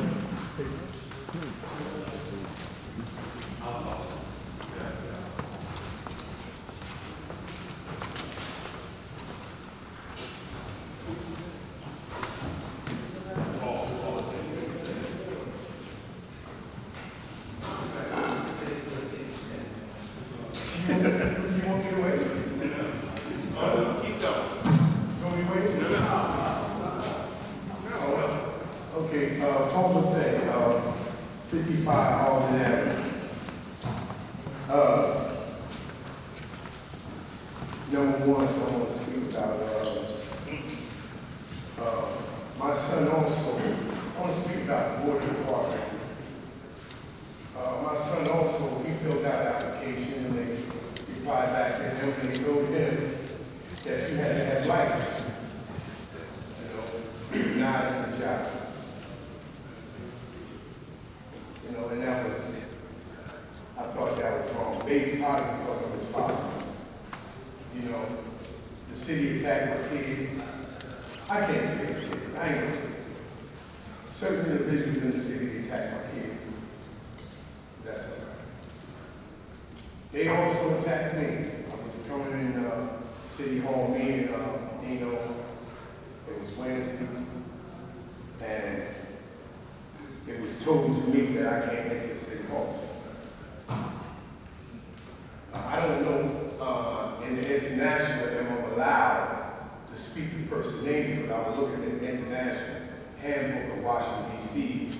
and see could I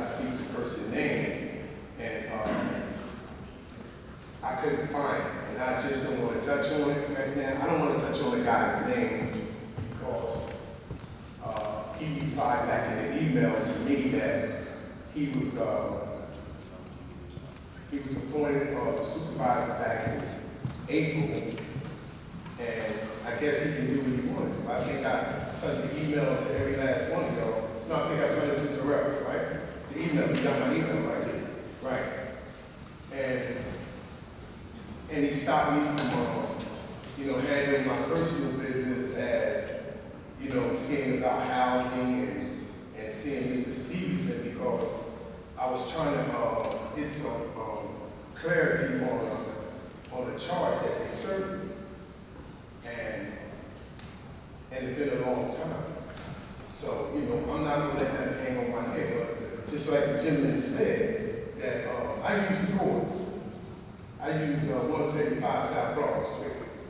I know the scales of justice turn slow, but they work. That I do. And so by him doing that to me, it messed my property taxes up and housing what I need to get done.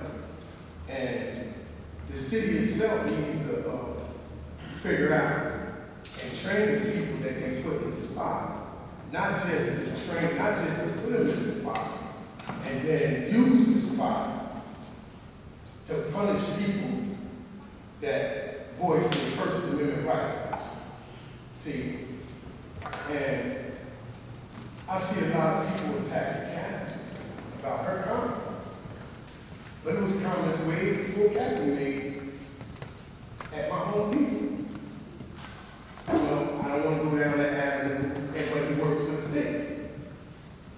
Matter of fact, he's a big guy in the city. And if you put me on the side, I'll tell you who he is. And he still, if you say something, he's going to come at you. But I don't come at me, he coming at me day one. I don't know, and I asked the person, who gave me a memo, who told me I can't make the city hall. He hadn't got back to me yet. I looked on my email, I didn't see him. He stopped me from entering a public building where I pay my taxes and handle my business. Now, I gave him 5 days to answer that to me. 5. If you don't, I'm going to exercise the courts, because therefore I have to do what I have to do to let him know that everybody has a right, and they shouldn't be discriminated because you don't like me or you feel that I'm too outspoken. My mother always told me, if you don't speak your mind, I don't say that. She said, if you don't speak your mind, then whatever a person says, you're just going to say yes to. Everything the person said. And I'm not going to agree to everything the person said. But when you stop me from entering this city hall, from handling my business, and then you tell me I can't enter it, and then you say, okay, he can enter it, but he can't go up on the 2nd and 3rd floor. Who does that? Who do y'all think? You're right, they done it to me. You're right, they done it to me. You're right, they done it to me. But y'all really need to find out who this person is. Because if you don't, then by Monday or Tuesday, I'm going to take legal action. And I sent him the email and I told him, I actually told him, you need to go see counsel. Because that's a serious thing. He wouldn't deny none of y'all up here to enter the city building. I don't think he knows rights. So I'm asking y'all, please. And if you pull out, Terrell, you know who this guy is. I sent you the email, you know who he is. You can give Terrell, I don't think. Terrell, I'm sorry. Yeah, Terrell, I'm sorry. Sorry, I tell that person name up.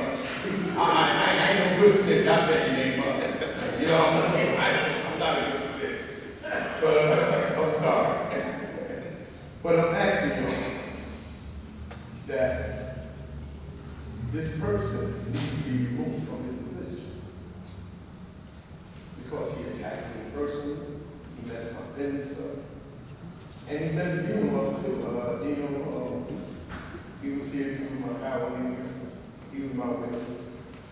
And he told him he can't do that. So, I guess you can get with him. And he'll tell you who he is. I'll send you an email, give me your card, send you an email, and I'll tell you who the person is, and we can deal with it. And hope you all can help me in this situation before going any further. Thank you very much. I appreciate you. Thank you. Captain, you're all right. Thank you. Charles Bowman. No. Bernard.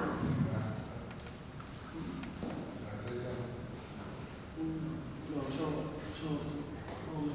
Bernard. Ronald McClellan. McMullen, I'm sorry, Ronald McMullen.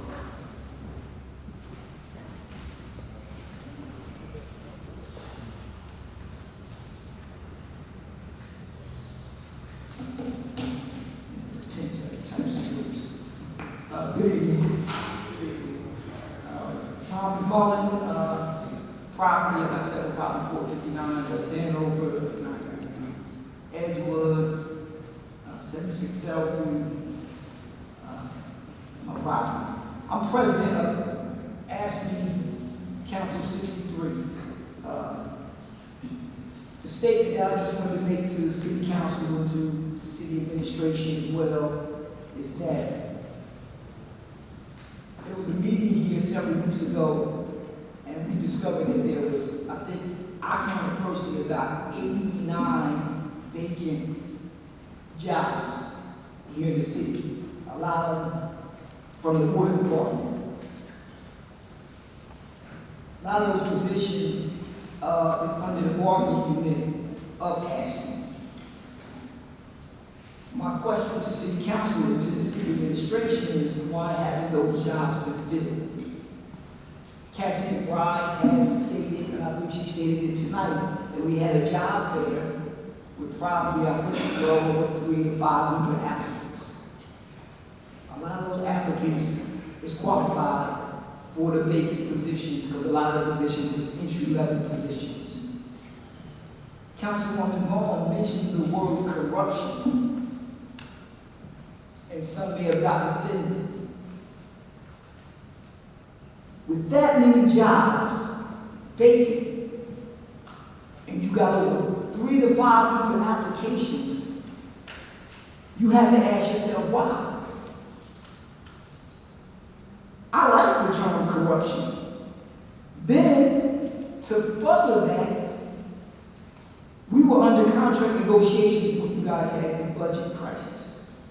Contract negotiations has ceased. We were scheduled to have contract negotiations last week to discuss, one, a contract and the job vacancies, but the city postponed the contract negotiations. Again, you got to ask yourself, why? Now, 2 days before they postponed 2286 contract negotiations, they was under contract negotiations with 2281.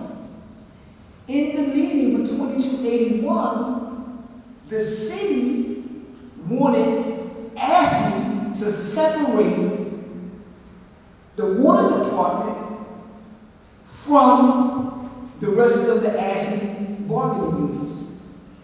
So the question is, why do you want to separate the water department from the rest of our bargaining units? So one, you're not filling vacant positions. You got over 300 to 500 applicants. Now you want to separate the water department from the main bargaining of ASME. And finally, I was in California at the end of July. I got a phone call that there was going to be a resolution presented that was going to allow a private contractor to come in the city and take our jobs.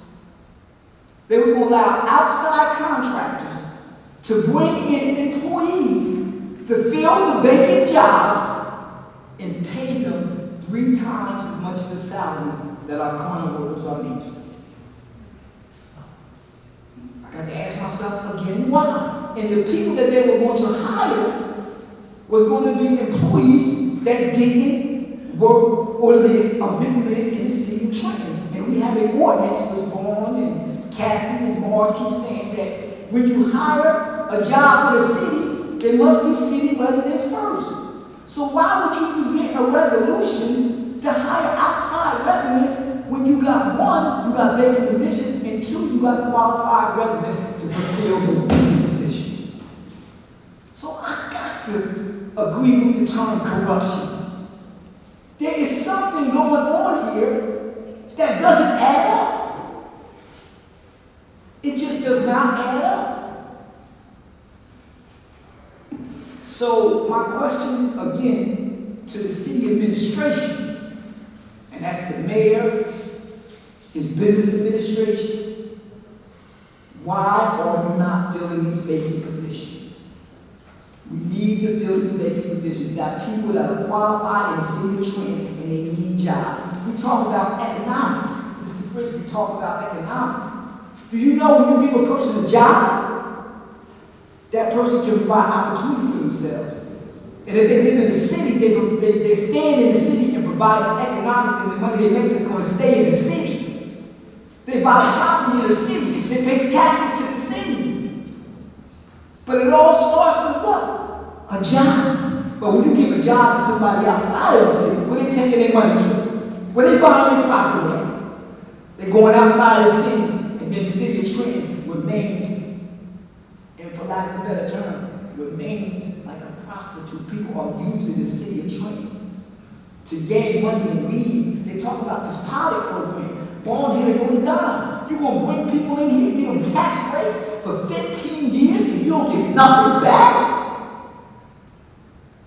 What do you think this is? You have to give something back. If the city going to give you a break, you got to give them something back. You got to give the residents something. You can't leave us dilapidated and in poverty, and you became millionaires. I looked over there at that Kennington Avenue project. They got a housing development over there. They are making money over there. They've been over there for 15 years. They have made money. What are you going to give back? So my point is, let's hire city residents. We need a program. We need to hire. We need to list all of the vacant positions. Put all the civil service positions at civil service so people can apply for them, and then hire city residents first. Because people are trying to give me applications because they want a job. They said, one guy can be put in 5 applications. And he's well qualified, no background, no criminal background, but yet the city won't hire him. But yet you want to bring in a private contractor. Mercer County bill contractor to bring in outside people to be employed by the city of Trenton. They don't live in the city of Trenton. That's a slap in the face. So I want to applaud the city council members who continue to fight and continue to try to support the city residents and to make sure the city residents get the resources in the city of Trenton first. We have to applaud that. And lastly, I want to say, Ms. McBride, she made a statement, and it seems like there's a concerted, organized effort to take her out of her position. She's a smart person, an intelligent person, and she understands or understood her mistake, and she has apologized for it. But when a person makes a mistake, you must first look at their history, look at their background. She has never in the past, and I've worked with her probably for over 20 years, never in the past hated anybody. Never in the past was a bigot toward anybody. Never in the past tried to take something away from somebody from another culture or ethnicity. She has always fought. Her son was killed in the city. She formed an organization to fight other mothers whose sons had been killed, no matter what race they were. So yes, a person can make a mistake, and when they make that mistake and they apologize, you must move on.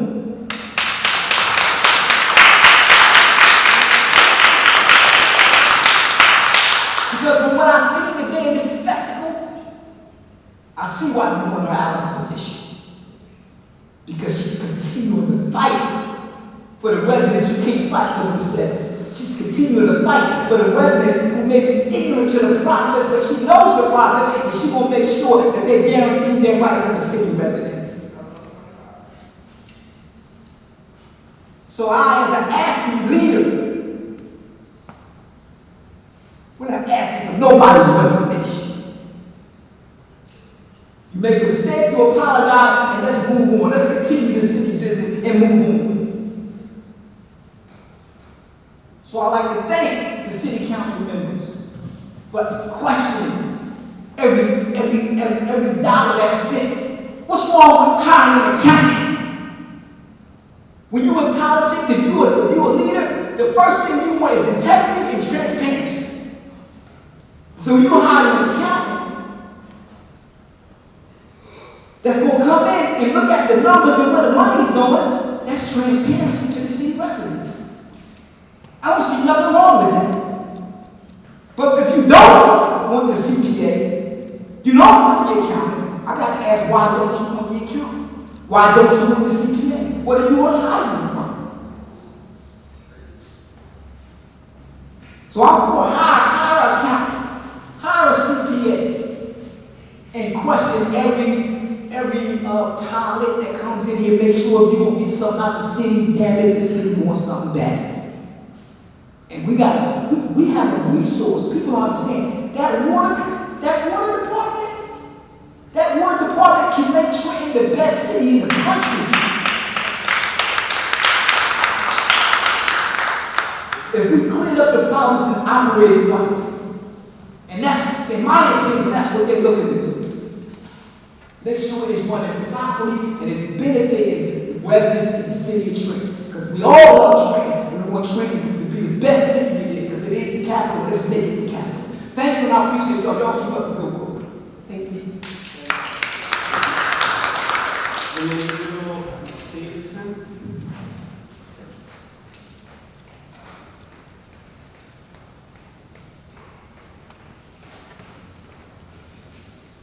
Good evening, everybody. My name is Ricky Davidson, Pennington Avenue, Trenton. So I'd like to talk about the tax abatement as the Pennington Shopping Center. With those of us who've been there and love it, call it home, it's the Pennington Plaza. So yes, I am part of the YMCA, and I hear a lot of talking about giving back. Giving back comes in a lot of forms, and it doesn't always come financial. It comes with people's spirits, people's minds, people's attitudes being changed. The dance academy that is at the YMCA, I don't know if you know, it's Christian. It's Christian. It's from age 3 to 80 years old. We had dance last year. As of today, we have 116 children involved in this program. And I ask you, invite you to check any dance academy that's even here, right here in the city. You don't have to go. You don't have to go to Lawrence. You don't have to go to Hopewell. Right here in the city. And we are the most affordable, the best quality. We teach our children Christian values. We give them a safe place, a safe haven. So again, when you talk about giving back, I'm confused. Because if we keep giving affordable dance, affordable childcare, affordable summer camps, affordable basketball, affordable any of those things, it allows our community to put back into the community. So that at that Pennington Plaza, you can go to the dollar store and get some things that you need. You can go to the grocery store and still provide what your child can get from the YMCA. Yes, Mr. Frisbee goes out and gets grant money, but that grant money needs to sustain a bunch of us. A bunch of us. He cares that we have to be able to feed our families, but we also want to provide programming, quality programming at that YMCA. No, I'm not going to stand here and act like I really understand the whole process, because I don't. But I know that if raising the taxes means that our monthly payment is greater, then we have choices, right? That's the beautiful thing about this country. We have choices. So the choice is that we stay and we try to make it work, or do we stay and we charge more for the programming that we're giving these people, our community, in order to say these people, that they're already struggling to do. So what is it that we do? So all I'm asking is, I want to say thank you that you've already agreed to look at it again. And again, I'm not really sure what that means, but I hope you understand that, especially from our point of view, giving back comes in a whole lot of forms.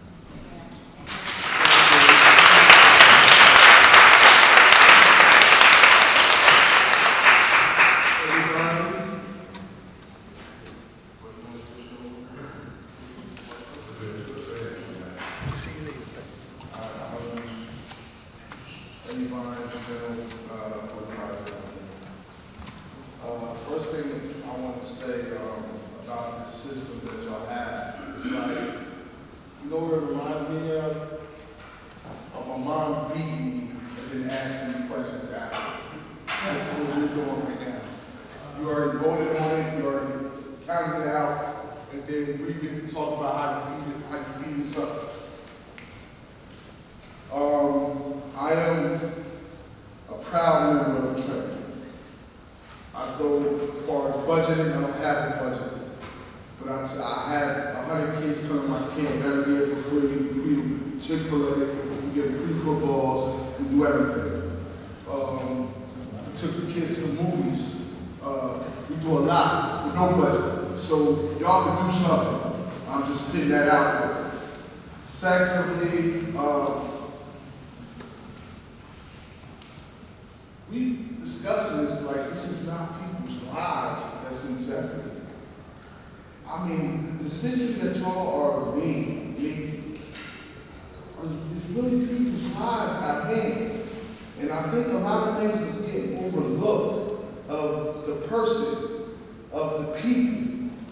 I think a lot of things is formatting and strategies to create more power within yourselves, to be honest. But what I've really come here to say to y'all is, really, when y'all leave here, really take consideration that this is people's lives.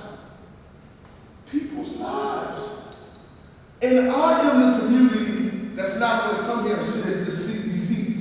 I'm not. You're not. I'm not. The people that I represent is not going to come here and sit at these seats because they have no faith in y'all. No faith. God gave y'all a position. Play the game the way it's supposed to be played. That's all I'm asking you. I'm used to you as a kid. I see you come to everything that was in the housing project that we did. I seen a lot of y'all. Some of y'all I ain't seen. And I'm just being honest. And it's time to step up as y'all as a team so we can win. Think about the community, think about the win. Not what's being said, it was the petty things that's being said. Because to be honest with you, that market, that's the reason I came here. What about if that was your mom that was living across the street? What about if that was your auntie? What about if that was somebody you love that you can't take the shop right to the mule? That they can go to that store right then and there. Think about it in that way before decisions are being made.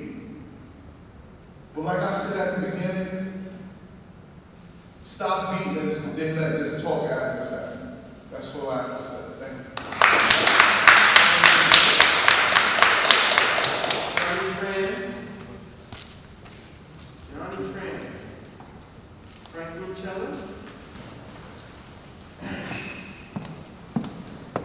I guess I'm last, so I'm short. Thank you, Council, for hearing us again. I just want to bring up a couple of points what I heard today. Very good meeting. I know a lot of people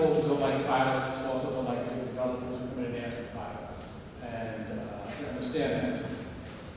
But this property was an investment from Trenton. When it first happened, when Ted Davis built this, and also built a senior housing, he invested in Trenton. And he got assisted by Trenton to invest in Trenton. He had a loan from the DEA, and also at the pilot, both properties. So he invested. Property was for sale.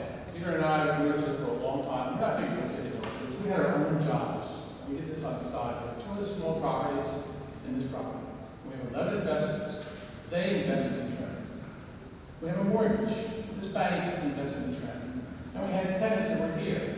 And they all have taken the risk and also invested in Trenton. And that's the return that Trenton has got. Is these people have supplied a service to the community that wouldn't be there. We have the steps that we're taking to invest in Trenton. We know the tenants there, we know who they are, we see them all the time, we have a good time with them. And this is what Trenton has gotten out of this development, is the support of the residents. And it's the services of the residents.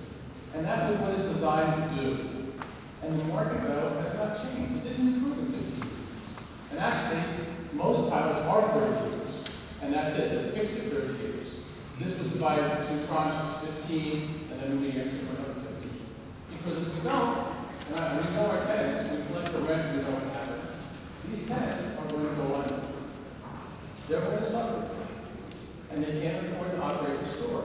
The supermarket can't, like I said, they can't afford to operate. It's a big problem. That's why we worked with the city employees before director. That's why we got the letter of approval from the pilot committee.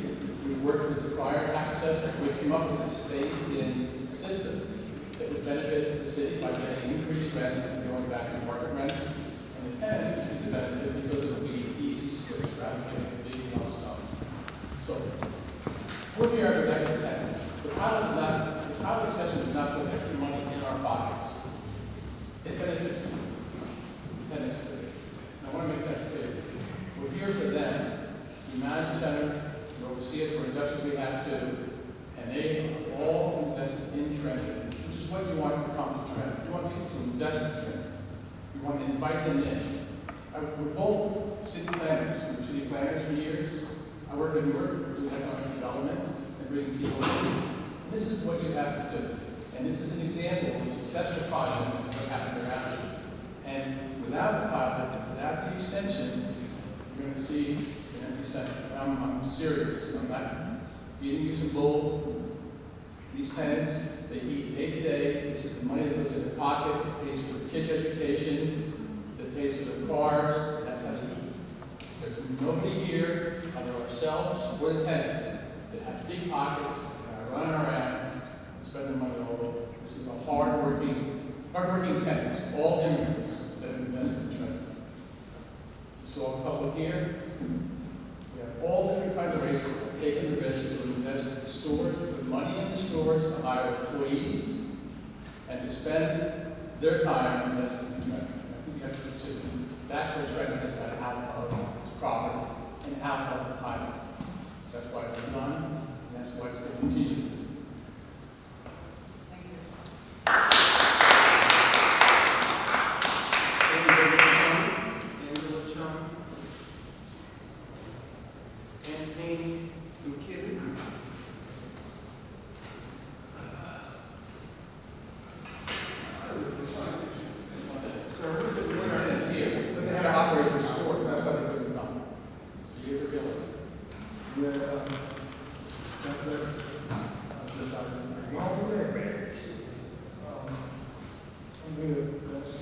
This is our land over here. Because we need training that don't allow us to continue to operate as we have been operating. I don't know if you know what the family is. It goes beyond not having a grocery store. The other day spoke about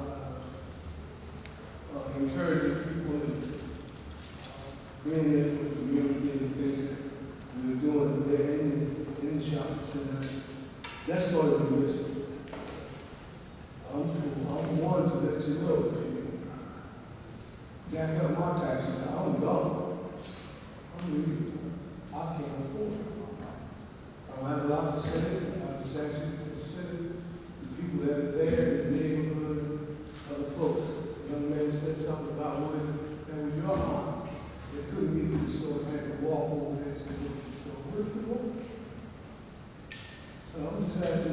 consider, to take a good look at it, and don't create a family. Families lack, have nothing. Have a nice evening. Today's my birthday. I've been sitting here all night. Happy birthday. Is there a motion to close public comments? Moved by Mr. Blakely, seconded by Mr. Harrison. All in favor? Aye. Next on the agenda is civic comments. This has been a long meeting, and I will try to be short. Fundamentally, this meeting was a wonderful exhibition about the future of Trenton. Tonight, my colleagues have doubled down on my colleagues are leaving while I'm talking. I just want to put that on the record. They're leaving, and I just want to put that on the record. But they can run, but they can't hide. And there are embarrassing actions that brought pain to this community, and I'm glad they're leaving because I'm embarrassed to serve on the same council as you all. So good riddance and goodbye. As I was saying, fundamentally, my colleagues have or will contribute to a family in this section of the city of Trenton. A grocery store will close because of their actions. A YMCA will close because of their actions. Small businesses will close because of their actions. And for what? Because we have colleagues who didn't get tax reductions, they want everybody to suffer. The fundamental issue is this. That center was empty for years. It finally has life. It finally has businesses. It finally has grocery stores. It finally has nonprofits. Are seeking to choke that neighborhood, to choke it with their dubious action to stop the abatement. It's important to know that the tax abatement was actually going to increase the taxes generated by this property over the next 15 years. So it's not like we were getting the same amount of money. We're actually getting more money. Just imagine your reaction if your taxes increased by 400%. You would leave. And that's precisely what my colleagues are encouraging the tenants in this building to do, to leave. And it's irresponsible, it's non-strategic, and it's mean-spirited. All of my colleagues have automobiles. They can go grocery shopping wherever they want. The residents of that neighborhood often don't have cars. We are trying to create businesses in the city. And what's crazy is this. I have colleagues that have supported tax abatements for all types of people. Councilwoman Caldwell-Wilson has supported tax abatements for millionaire business owners, including Senator Torcello. Has taken money from these same folks. And now, she's done the right thing, and I appreciate that. But the idea that every single major development in this city has utilized pilots, every single last one. And if we don't have pilots, they're not going to come. So technically, for the record, Mr. Blake, and I have to excuse you, but there is a lack of a quorum, so officially this meeting is adjourned. Yes, I understand. I'm going to continue speaking. So I just want everybody to know that the meeting is adjourned because we don't have a quorum. Because they left. That's why. They left. They literally left while I was talking. Look, they're not interested. I want to hear them, Jarrell. I heard you all night. I specifically had a comment that I wanted the East Ward and the North Ward. Well, I'm not done. I'm not finished.